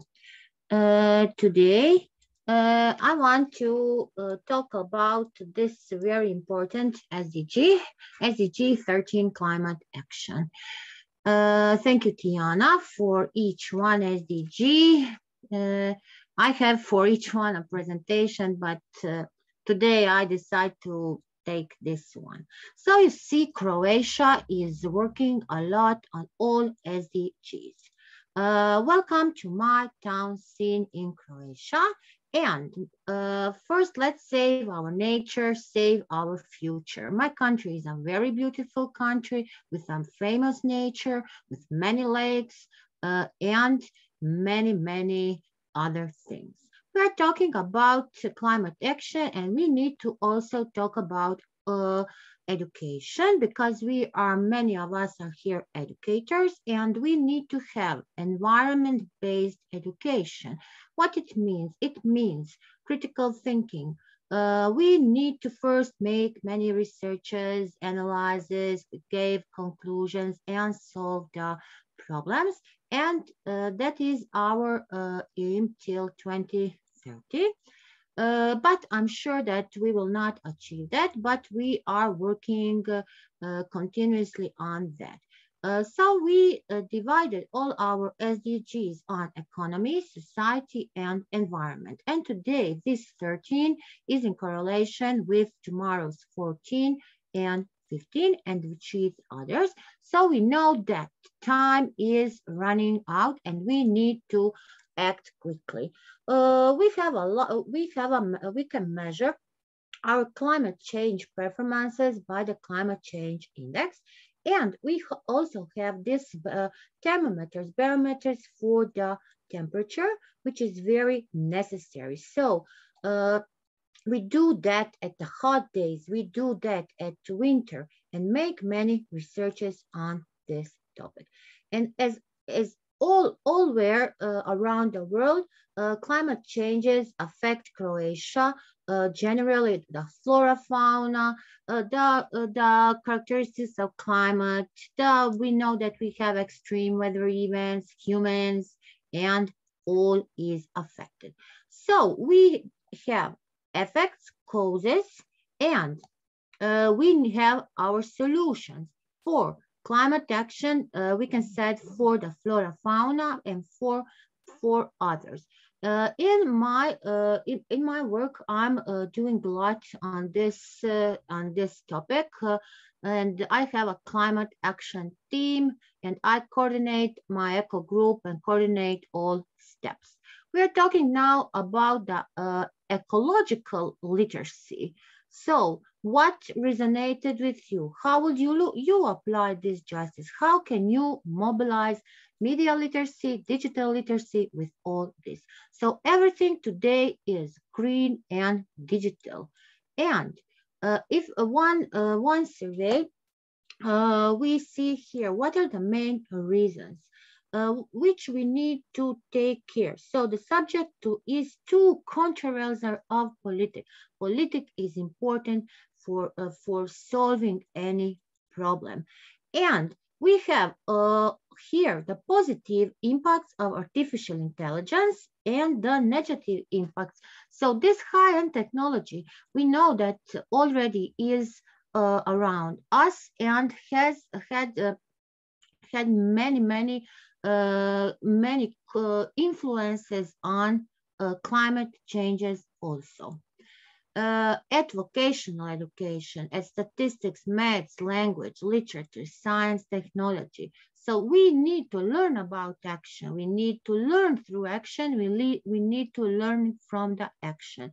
That is the 3R. We imagine, we create, and restore. So here we have environment, we have technology, and government. They are the main subjects for all themes, for all topics, and we have a many possible ways to model our climate action.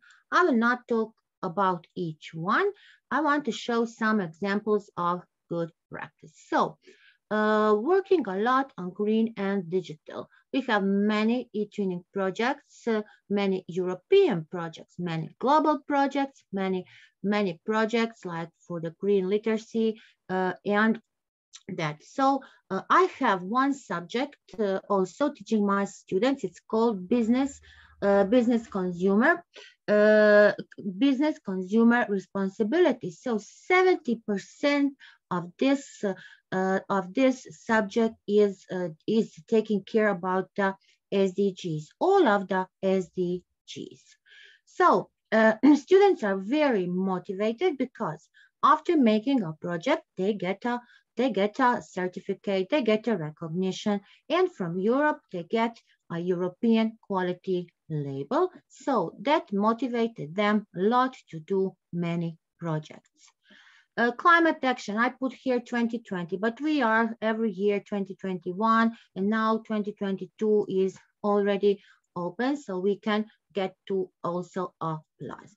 How we do that? We like to do that with other students around the world. We make many class-to-class virtual exchanges, especially for this project, because we never do the projects alone. We have many countries which are working with us on this project, and it was during Corona. This was a learning environment, but we still continue. We do that before Corona, and we continue after Corona with this kind of work. So you see here are students from Poland. We are making many solutions for the climate actions. We involved in STEM discovery campaigns in European Vocational Skills Week, because vocational education is very necessary and you need to encourage all your students about the climate change, and they need to develop their skills. So we make green money, we make green literacy, we make everything to make it for the greener tomorrow. One project, breathe deeply and think clearly. Here are the countries which were with us in this project. We celebrate every event. We can call them 365 days in the year because we really work 365 days in the year, every day. And also now are coming our summer holidays, and we will continue to work on many projects. You see here how we take care about our plants. We involve in the many competitions, called business experience, business challenges. This is a project European Tomorrow. When Croatia was getting a part of the European Union, we get many grants for this project. So here are some activities. This is a view from the classrooms windows, and you see nature without garbage. They are doing many actions, cleaning around the school. Also, we have a big park in our surroundings, so I learned them also to stackle the branches. You see how they're stacking the branches, and that is really a good activity. You need to learn how to cut the branches, how is the main branch cut. And for us, we get help from our citizen companies for cleaning. They help us. First, they learn us to do these activities, and now we are learning our younger students when they come to do these activities. We have, I said, a great and beautiful nature.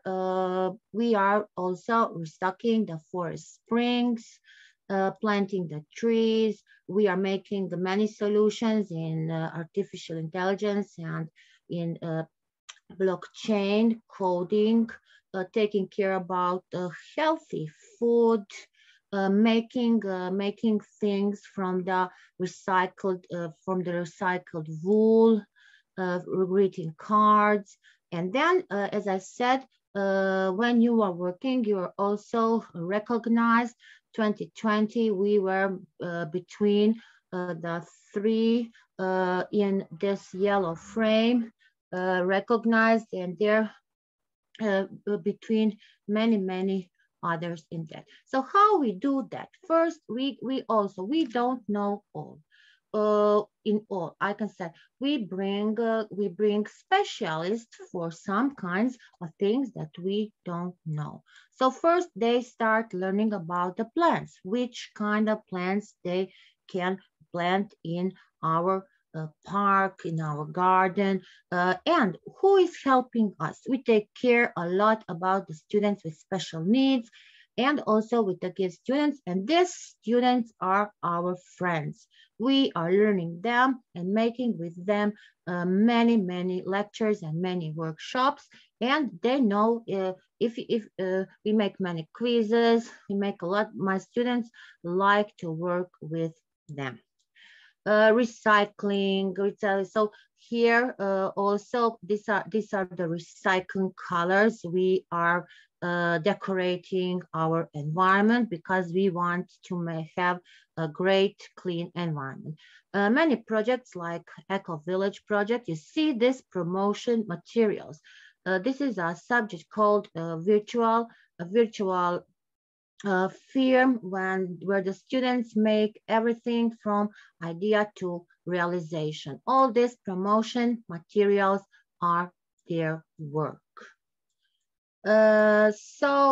Take care about protecting data and the new European, in the sustainable, beautiful Europe. We are living in Europe and we want that. For all our works, we also need many digital tools. So if you want to make a newspaper, we can use MailChimp. If you want to make a web page, you can use WordPress, Elevix. My students are really great in digital technology. You see, this is a park where we are making many activities, like planting the trees, like making green money. for the sustainable future. We are making a green school in a virtual reality environment. Here are the Green Club activities. This is a vision of the school, a new school garden, how the school garden need to look. First, they make sketches. You see how they make the sketches, how the school and how the environment needs to look around. This is all their works. And I said many activities, learning about that, doing actions, planting them, taking care about that, about the plants. You see also many art makes, how to make the weedings, how to make planting seeds, not only trees. We are taking care about many vegetables, many fruits are also in the garden. So I said we celebrate all events. We celebrate that not only on the local or on the national level. We are making that always on the global European and on the global level. Here we also were involved in many projects global like this from IAU, Let's Plant Around the World. They make plants, but not only for IAU, we are making for, because we have many organizations in our country, many voluntary actions. So we are really involved in everything. These are our new plants around our school. You see, they are very happy. Also, I said we bring guests for, if we don't know something, we are free to call, great people who has many experience in that work. So this is only one part of the work which we are doing on this climate action SDG.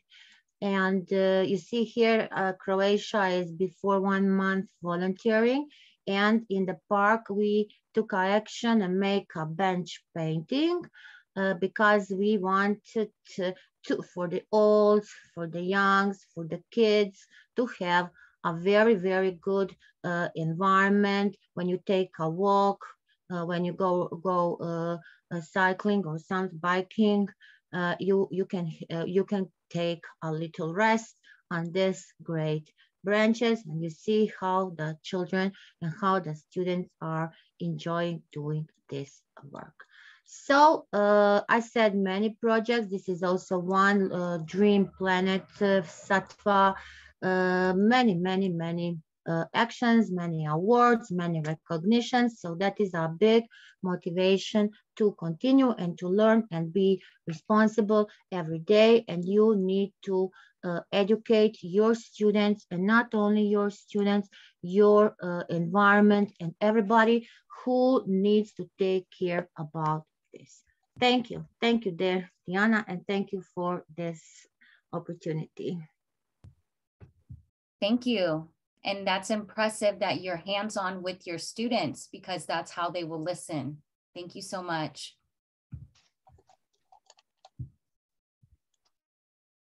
And now our next special guest is Prasad Jaladi.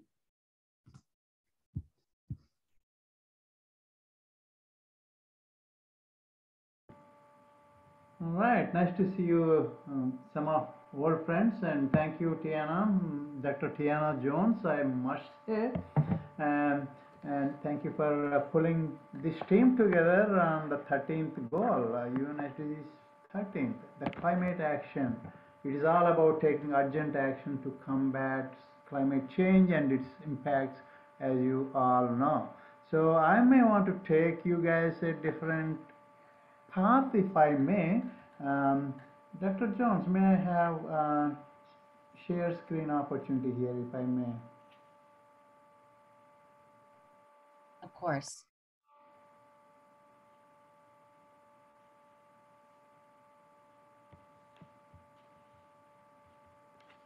All right, there it is. I hope you guys are able to see what I'm trying to show here. Can you see?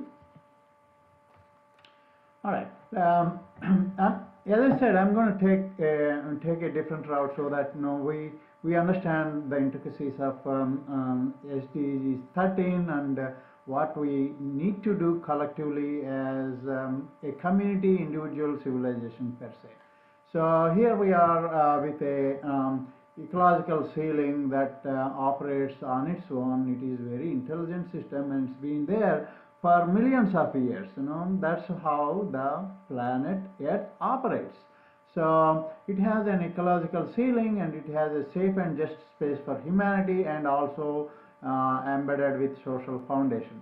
When I say social foundation, it includes water, food, health, education, income, peace, justice, political voice, social equality, gender equality, housing networks, energy, etc. And it also includes regenerative process within the system itself. See how intelligent it is. We are thinking we are educated and we are still thinking we can do certain things. Our planet has been doing these things in an inherent way that we don't even notice several times. So what happens if we cross the ecological ceilings? Climate change would happen, obviously. Ocean acidification would happen. Chemical pollution also increase all these risks.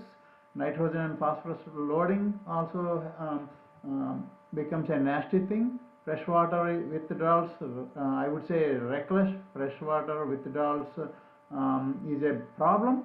I see some countries are using water for curing buildings rather than providing water to the poor community. So this is where we need to put our focus also. Land conversion to industries and other fantasies that we could imagine today. And while doing that, we are ignoring a fact that we are destroying the biodiversity. Obviously, when we do all those things, air pollution happens, isn't it?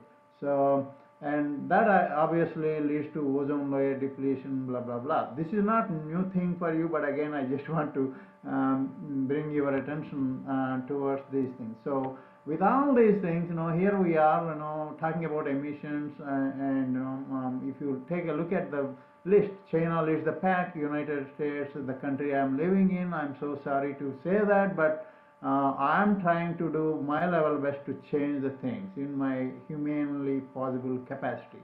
Unfortunately, India follows, and you see the numbers. This is all about global emissions today. Even though it's a little bit previous data, it stands still in terms of number ranking. And this obviously, I mean, the carbon dioxide emissions obviously raise the temperature of the planet, and the effects are like dry, getting the land dry, and soil erosion happens, vegetation loss happens, wildfires would trigger, permafrost degradation happening, tropical crop yield is declining, and food and other things, crops and are all getting destroyed. Even if we are not seeing in every country nowadays, given the story of what's happening in Madagascar, is going to be the story of many countries pretty soon. Isn't that heartbreaking? So we need to be mindful about all these things with our observation. So this is not to scare you, but again to bring you all of you guys attention on how we collectively manage these things. So look at this picture. This is a city washed away due to heavy rain. There is a connection between the temperature and rain in anywhere in this world. 1 degree raise of temperature would increase 7% increase in the water evaporation rate. Water evaporates obviously from water bodies. The huge thing is from ocean, so the clouds doesn't know where to dump, but unfortunately they dump like crazy because of our global warming, and these things happen. You may wonder, this is after all a small bridge that you are looking onto the left side. Actually, it is a 30-meter high flyover in a city. So imagine the situation. On the right hand, It is a chain of city running next to a river. So that's the consequences of global warming in a snapshot in terms of water, in terms of heavy rain repercussions. So if we move on, the other pollutants are happening into the water also. We call them as pollutants of poverty, pollutants of growing prosperities, and emerging pollutant. You can see all those things, including microplastics flowing into the ocean, which is a big thing nowadays. And pollutant of growing prosperity means the chemicals and the waste from industry, agricultural fertilizers, and pesticides. So the usage of nitrogen as a fertilizer has increased more than 700%. 700% since 1960. You imagine what we are eating if you think in terms of entering these things into our food chain. The pollutants of poverty are obviously sanitation related things, like trash, litter into our water, waste, of course, in the landfills, etc. 80% of the world's wastewater is released to the environment without treatment. That means these are all ending up in streams, rivers, and also reaching out to the ocean. So that's the big picture we need to deal with in near future. Again, this is not to scare you. These are all the facts. The other thing is, you know about the plastic prevalence in any water body that we could imagine around the world. So these are the statistics. India is, Asia and other countries are also pushing a lot of plastics into ocean through rivers, etc. So every country has its own way of putting this plastic into the ocean, but we have to be really careful on doing things with plastic materials, at least from now onwards, if we want to if we don't want to do something. I would get to that in my last slide. So the other part is electronic and textile waste. Kids even are living on them, breathing those toxins, and this is very dangerous path. And in some countries, when this happens, not only the kids, the adults also doing that. When they do this, they are losing reproductive capabilities for generations. So the DNA is changing crazily within the people where there are these kind of situations. So the food is another issue. We are not eating well, most of the people. We are all used to this fast food, etc., and we need to slow down all those things. And many people think that food is medicine is health care, but actually it is sick care. So if we eat healthy food, we would be living healthily and wouldn't be turning out obese mostly if we do reasonable workout.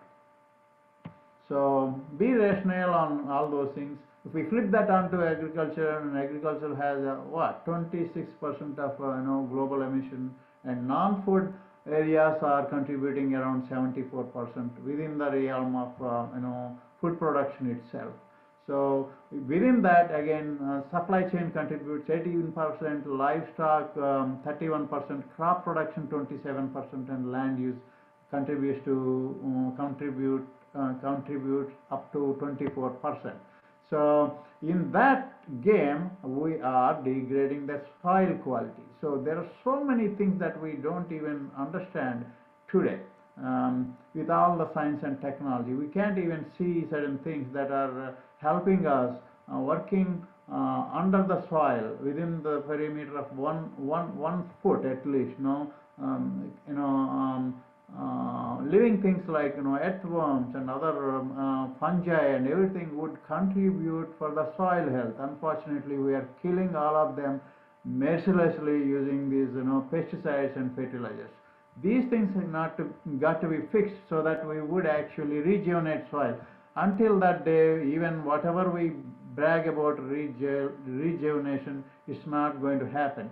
You may wonder to know that only 0.5 to 0.6% of living and usable materials are available in the soil. Rest of the things have been destroyed within 50% of the countries on the planet. So The typical organic material that is required to grow anything healthy is around 3%, but we got down to almost 0.3% in many countries. In India case, it is almost 0.6%. So each country has its own thing. Even US has the same thing, and we are no better than any developing country. So we need to fix so many things here, even in US also. So moving on, our fashion. We are all crazy about fashion, right? I'm part of this too.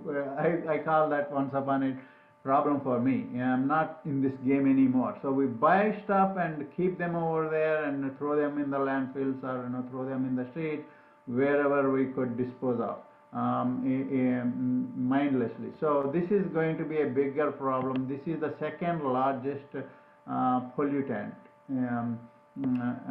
After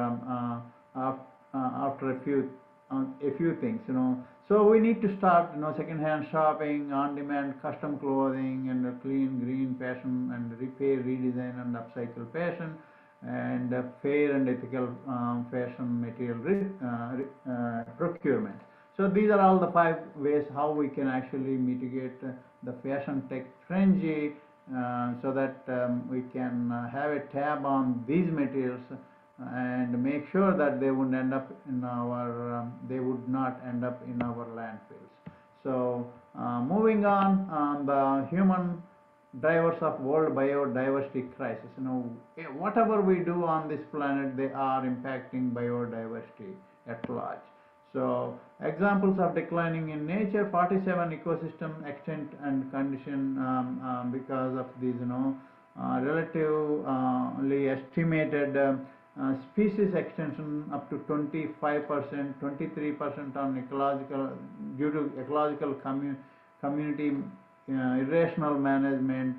Biomass and species abundance is decreased by 82%. Nature for indigenous people and local communities has been disturbed by 72%, which breaks my heart. Actually, we need to learn a lot of things to work in synchronous with the nature, but we are looking on the other side, heavy industrialization, pushing them to the edges, destroying their livelihoods, etc. So it has, indirect drivers like demographic and socio-cultural issues popping up. Economic and technological issues, would be seeming to be available, but they are again coming back and destroying the nature. Institutional and governance has to be installed in a way so that we would understand the nature as nature. And when we don't understand, it would create or lead to conflicts and epidemics. We have seen that through COVID already. We don't need any recent history to learn from the lessons that we are facing today. So all in all, we have to have a tab on land and sea usage, direct exploitation methodologies, and the way how the pollution is happening. Invasive alien species control is also a good thing to keep in mind, and all these things are contributing to the biodiversity issue, as we know. And direct drivers are going to be the terrestrial and freshwater marine ecosystem disturbances. So moving on to the next thing, this is what I am waiting to let you know. So we are eating plastic, drinking medicines, and breathing toxins without our knowledge. For me, on any count, it's not progress. So what do? We stick to the implementation of SDG 13 to educate everybody on this front and do right things. We have to slow down. Sometimes we have to take this thing as a mission, like how our forefathers fought for independence. This is that kind of moment. If we can't fix this problem, it is going to put us all in trouble. With that, I would like to remind that we have to strengthen the resilience and adaptive capacity of our communities, and we need to integrate climate change measures into the national policies, strategy, and planning things. We need to enforce every government organization, from the communities, to the cities, to the districts, to the states, to the nations around the globe, so that we all collectively take appropriate measures so that we don't put our next generation in trouble. So to get there, as all speakers said, we need to improve education, awareness, and raising. I'm doing my part by educating school students, college students, high school students, executives, companies, government officials. It doesn't matter whoever it is. We have something from primary to executive training programs to make everybody understand what's really going on around them, how they could collectively fix these problems as a global citizen. So this is a mission. On this part, everybody wants to to be on their own feet. So I've been honored getting some opportunities rather in startup incubators and accelerators to support innovation and entrepreneurship. There also I'm taking a different approach, talking about the environment first and design and keep the products or services in the market after fixing the climate thing, or at least not contribute more pollution to the existing pollution. So that's my challenge to any entrepreneur that I encounter in my daily mentoring sessions. So I literally challenge them and hold them not to do any things from ideation to global market without greenwashing. So it's a challenging thing, but slowing down a bit and doing these things for not only for ourselves but for our future generations, our countries and communities is vital nowadays. With that, we have to understand all these things, and I'm going to show one more slide where we can. I'm sorry about this. No, okay. So that unfortunately that slide is not there, but I'm going to tell the thing. Even in the recovery from the COVID situation, many economies were destroyed, right? So many small companies are gone. So how do we recover from this loss? Adopting sustainable practices and having a sustainability framework in any idea or work or living standards that we have today, adopting them would bring us back real quick in a V shape rather than a slant shape like this downward trend or U shape growth. So having these sustainable policies in place and having good regulations to prevent pollution would actually give us an opportunity to quickly bounce back on our economies and thrive again as we used to do before. With that, thank you so much for the opportunity, and I appreciate your time as usual. Thank you.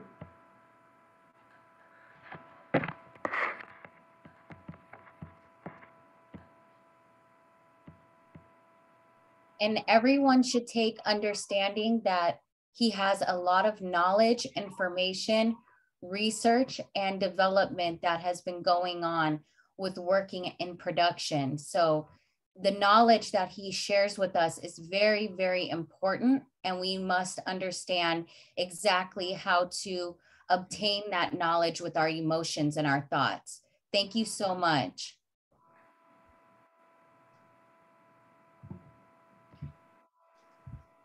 Thank you. Yeah, these are the forums that we need to talk and learn from each other, create, co-create, and work together so that we can take this as fast as possible. So we will have a meaningful lifestyle, and we would be sleeping well for our own work on doing right things, and we would be certainly having an answer for our next generation for sure, irrespective of what kind of money we get out of these kind of support systems. Thank you. Thank you.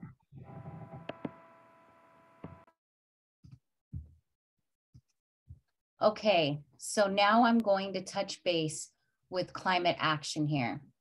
We got great information from people from all over the world over 12 countries have joined us on the All Lives Do Exist Global Peace platform here. We have united to show epic evolution, where people are showing their advancements in technology and showing what they know from research and from present experience and information that's given. We want to focus on all of these SDGs as a way to impact climate action. Climate change needs to happen to be adjusted, to be controlled. The only way to do so is by giving the people of our world the information and adjusting to the practical ways of information that can be given for living. So the experience level of statistics, of analysis, of data, that is a key player here, because it shows in a graph of understanding how it increases as the years are developing over time. So that is one way to object in understanding of occurrence within all humanity. But another way of understanding this precise evolution is to accept what has happened, and the people of our world has been destroying our world with pollution, with other information that was given, such as medicines, and not giving exact corrections to the human body and how it can be preserved to live a longer lasting life. And if we are able to, again, as other speakers spoke upon earlier, teachings, speak upon giving the information and secluding that in our education system, I believe that this can make an impact, because as Dr. Nada Rakovic was speaking upon, or I'm sorry, professor, she was speaking upon her hands-on service to humanity and how she gets into the youth's minds and gives them a way of accountability by showing them how to do action in every aspect of what has occurred here, whether it's planting trees, whether it's coding, whether it's protecting data and analysis. There's many obstacles that we have, but we want to focus on the key obstacles to create value in all communities and cities and all countries. Now is the time where it's a critical time in our world. As another speaker spoke upon, a war that is broken out with the Ukraine and Russia countries. We just want to focus now on how our impact and as anatomy will continue to grow through evolution is an existence that creates the value for climate warming, different type of changes. So it's also the energy that you possess inside of you, your thought process and your emotions. As again, in SDGs, we have spoken upon the universe existing in anatomy and the human body. It is a way of understanding what exists in the world and what exists in our planet Earth, in the mind, in the perception of our thoughts, in our emotions, to control our own environment and our own inner enhanced abilities. Because if we can be able to show ability in this circumference of light mass, and we can spread this awareness using technology and media, this will conclude a major factor of how we can make the world, the planet, the human race survive longer. So we want to give this information to conclude one simple factor here, and that is helping spread the awareness for mental health prevention, because it takes the mind to be healthy. It takes the body to be healthy with nutrition, and it takes a way of living to be taught and to circulate as a recycled factor in the world, so that many people can live a longer lasting healthy life. As in, all SDGs are connected because they all conclude information that shows an environment that we all must live in and coexist in. So this concludes what I'm saying today, to major understanding that you are the change, and with giving the information not just to the youth, but to people who survive in all countries and all aspects of life, to know that they have the accountability that exists within them, and giving that mental perspective into an optimistic understanding of creative development. These development skills will pass on through generations to come. And this will conclude what generations to come will view as the mistakes that we have all made. And that can be pollution, that can be also cutting down trees. And there are ways to work around infrastructure, as we have proven and showing in other ways, a form of infrastructure and an environment to collide and coexist. The key here is to take the information back and to give it to all people of all existence, of all life. I like how another speaker spoke upon other existence of dimensions that exist within the body, within the perception of the living earth. And they didn't quite say that, but they said it in a subliminal way.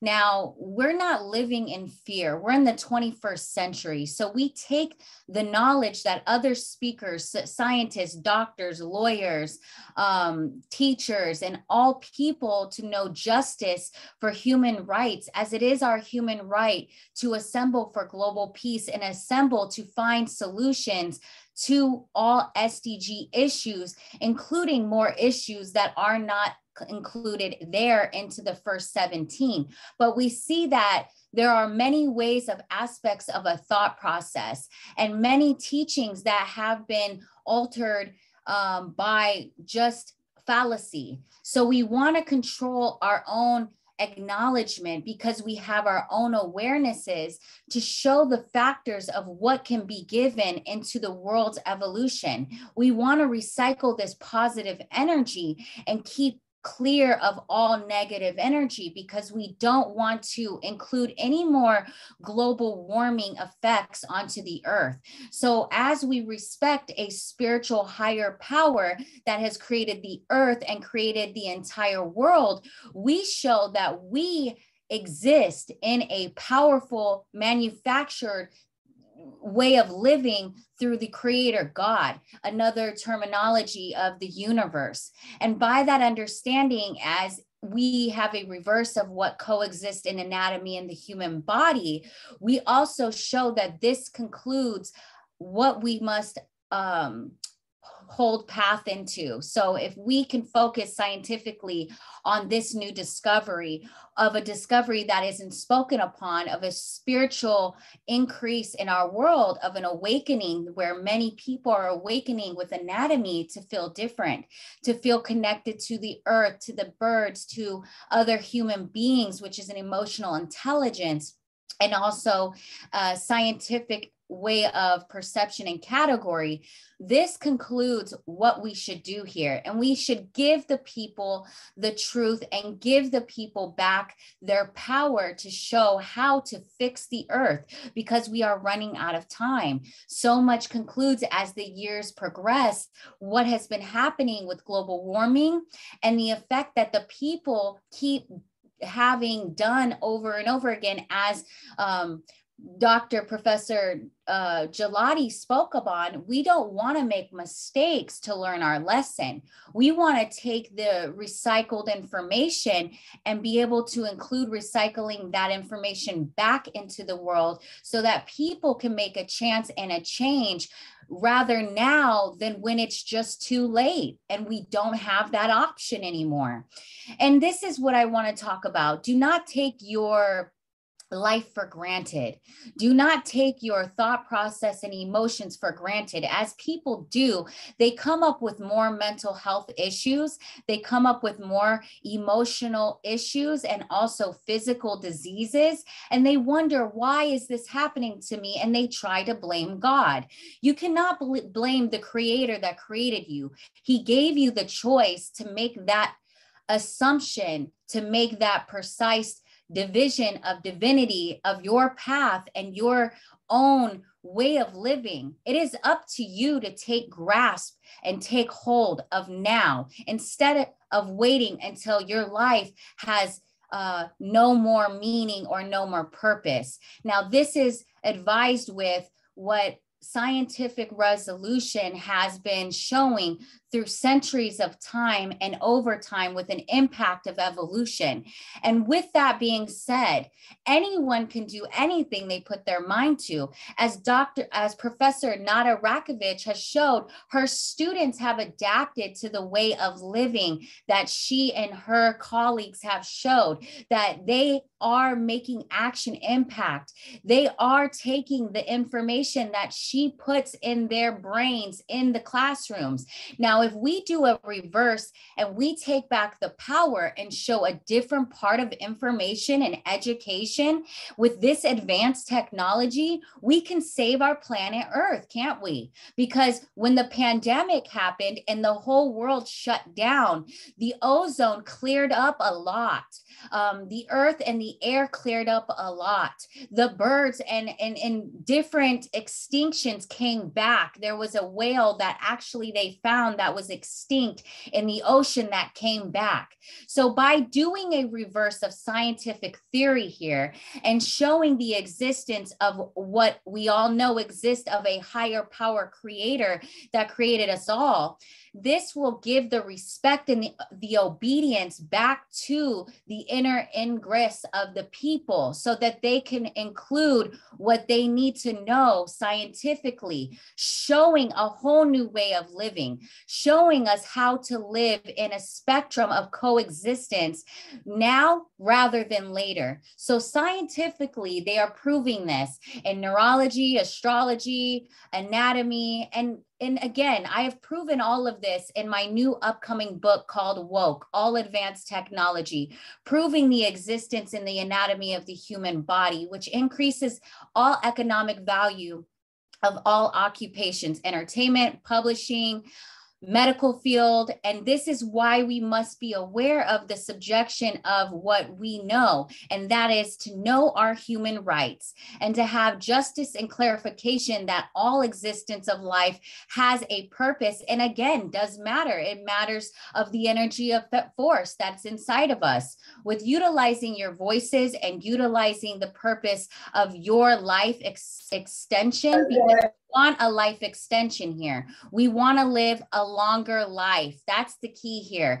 I like how Professor Prasad Jalati spoke upon. He spoke upon how anatomy is very important, how healing the body and also giving the nourishment of healthy food is the key here. Now, if you take all the information that we have on these videos, on this production of All Lives Do Exist and Women's Lives Do Exist of Equality, a global peace movement of human rights, you show that we are assembling for global peace. We are assembling to show hope and faith, which is very serious in a time now where the people need hope to overcome all life circumstances. And in the 21st century, we show by using technology and media a very guaranteed way of spreading awareness and networking with people all over the world.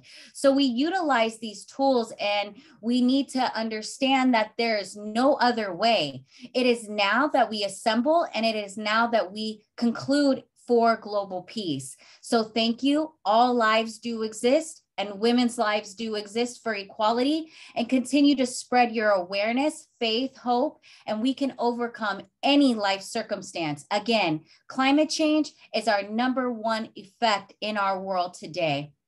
Thank you. And we have a video from Job Okello from Africa.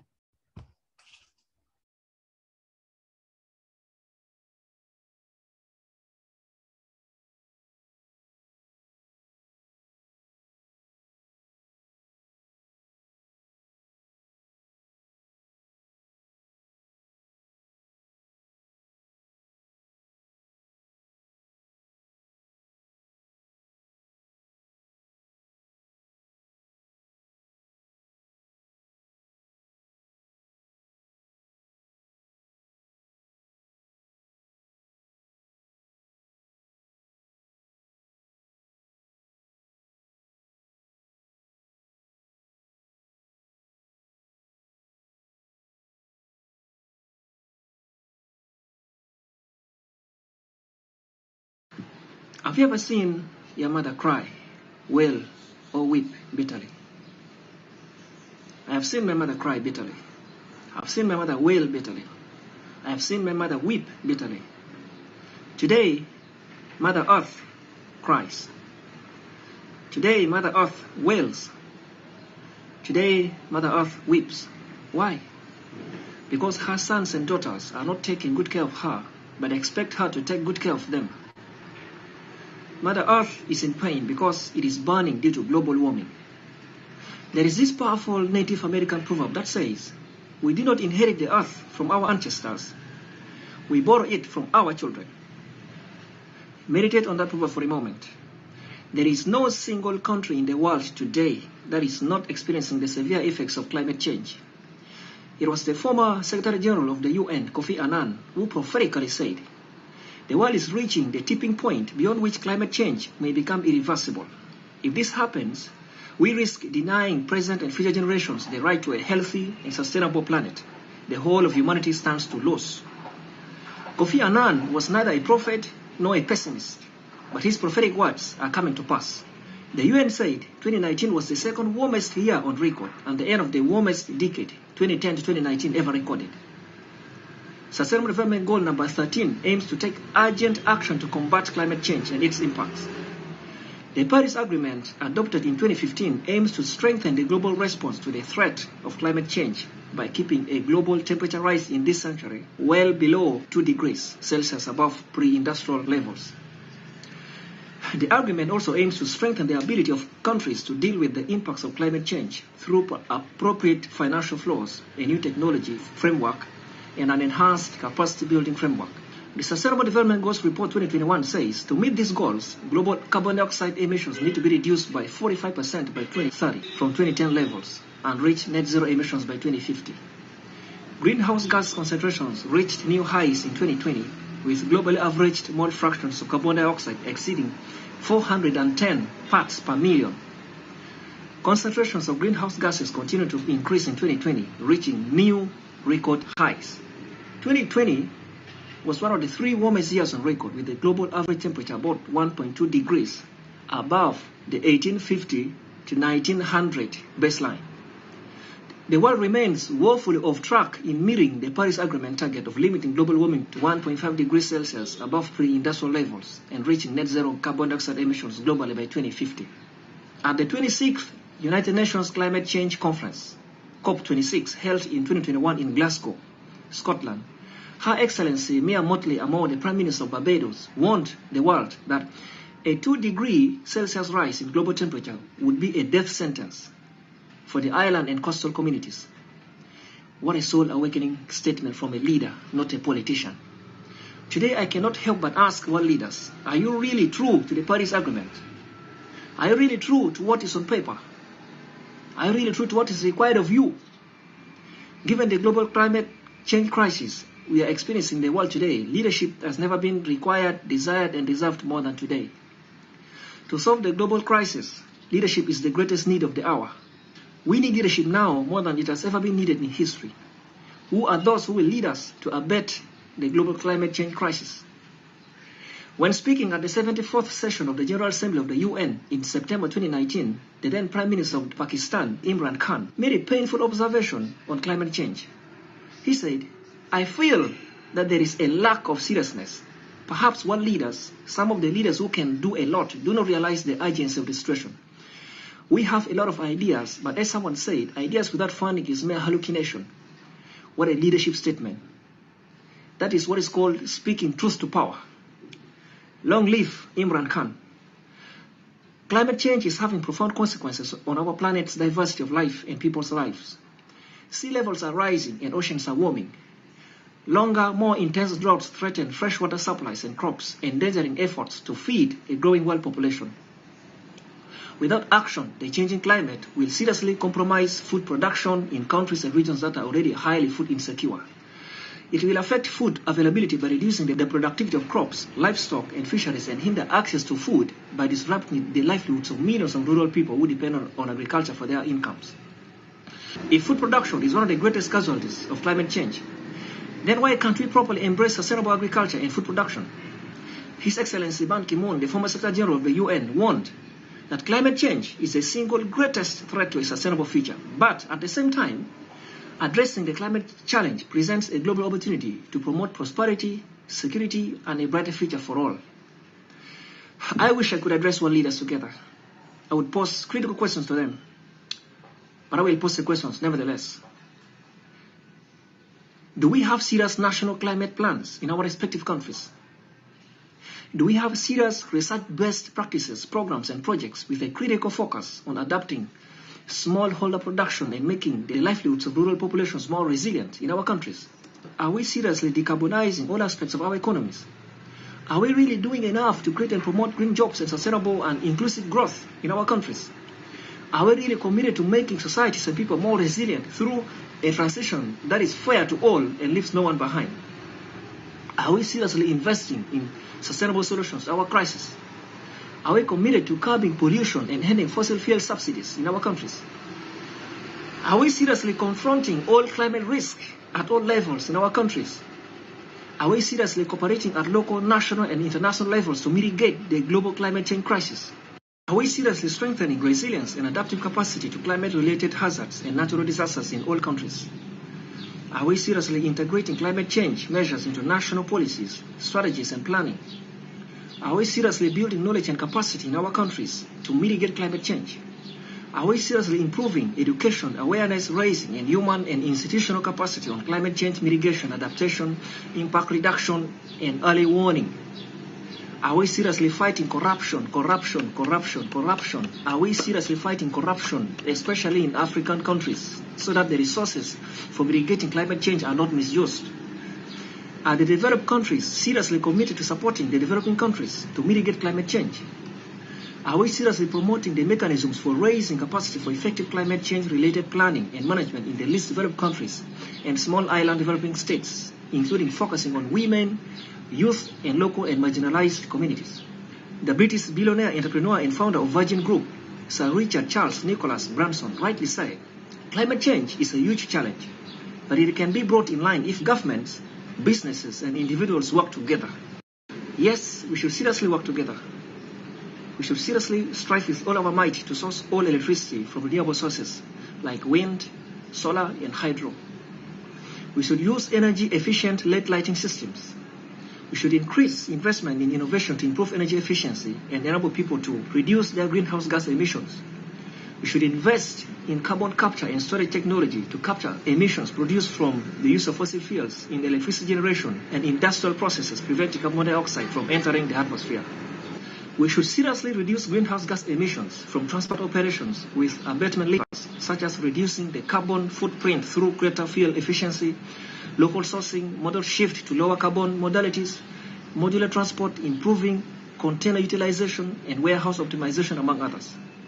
We should properly understand climate risk and build resilience into the supply chains at local, national, and international levels. We should expand sustainable forest management through responsible sourcing practices and product substitution. We should all take responsibility to mitigate climate change. In the infallible words of the American actor and film producer, Leonardo DiCaprio, climate change is real.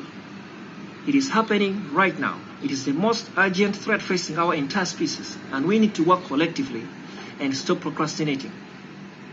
Leonardo DiCaprio was more than 100% right.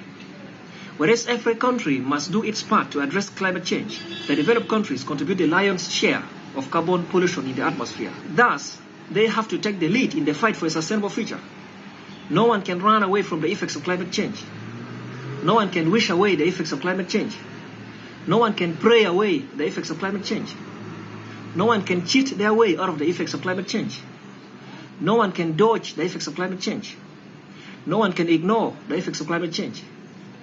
Everyone faces the effects of climate change. None is safe until all are safe.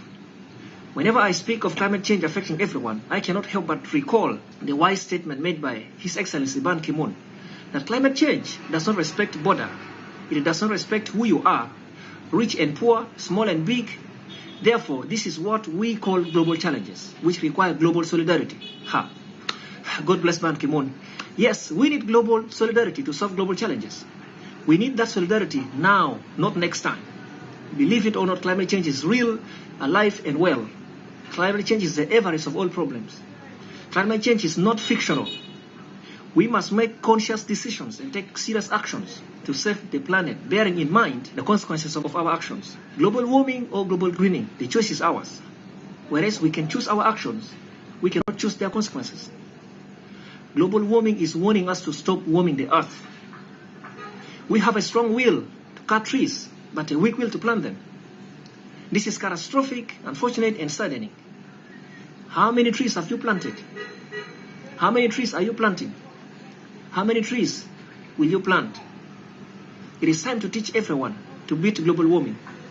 We must teach everyone, everywhere, every time, everything about climate change in simple terms so that they can understand and then make their contributions accordingly. In this information age, ignorance is a choice. Global warming is destroying the earth. You are either part of the problem or the solution. Choose you now what you will be. As for me, I choose to be a solution. What is your choice? What decisions have you made to save the planet? What actions will you take to save the planet? Many words have been spoken about climate change. Many words have been spoken about climate change. Many words will still be spoken about climate change. Yet what will make the difference is the actions we take. We either act now or cry later. We either act now or weep later. We either act now or wail later. We either act now or regret later. Conserve forest, conserve water, conserve energy to reduce the effect of global warming. Choose clean energy over burning coal and petrol. Either we destroy global warming or it destroys us. Either we end global warming or it ends us. Either we put away global warming or it puts us away. Save the Arctic, save the polar bears, save the planet. Save Earth today to survive tomorrow. Don't let humanity melt away. Global warming is everywhere, leaving us no safe place anywhere. Glaciers across the globe are fast melting due to global warming. Stop global warming now. Global warming is our reality. Global warming is not a hoax. Global warming is happening in broad daylight. Be nice, save the ice. Being cool has never been so hot. Be green to be free from global warming. Beat the rising heat to be free from global warming. Global warming is very alarming.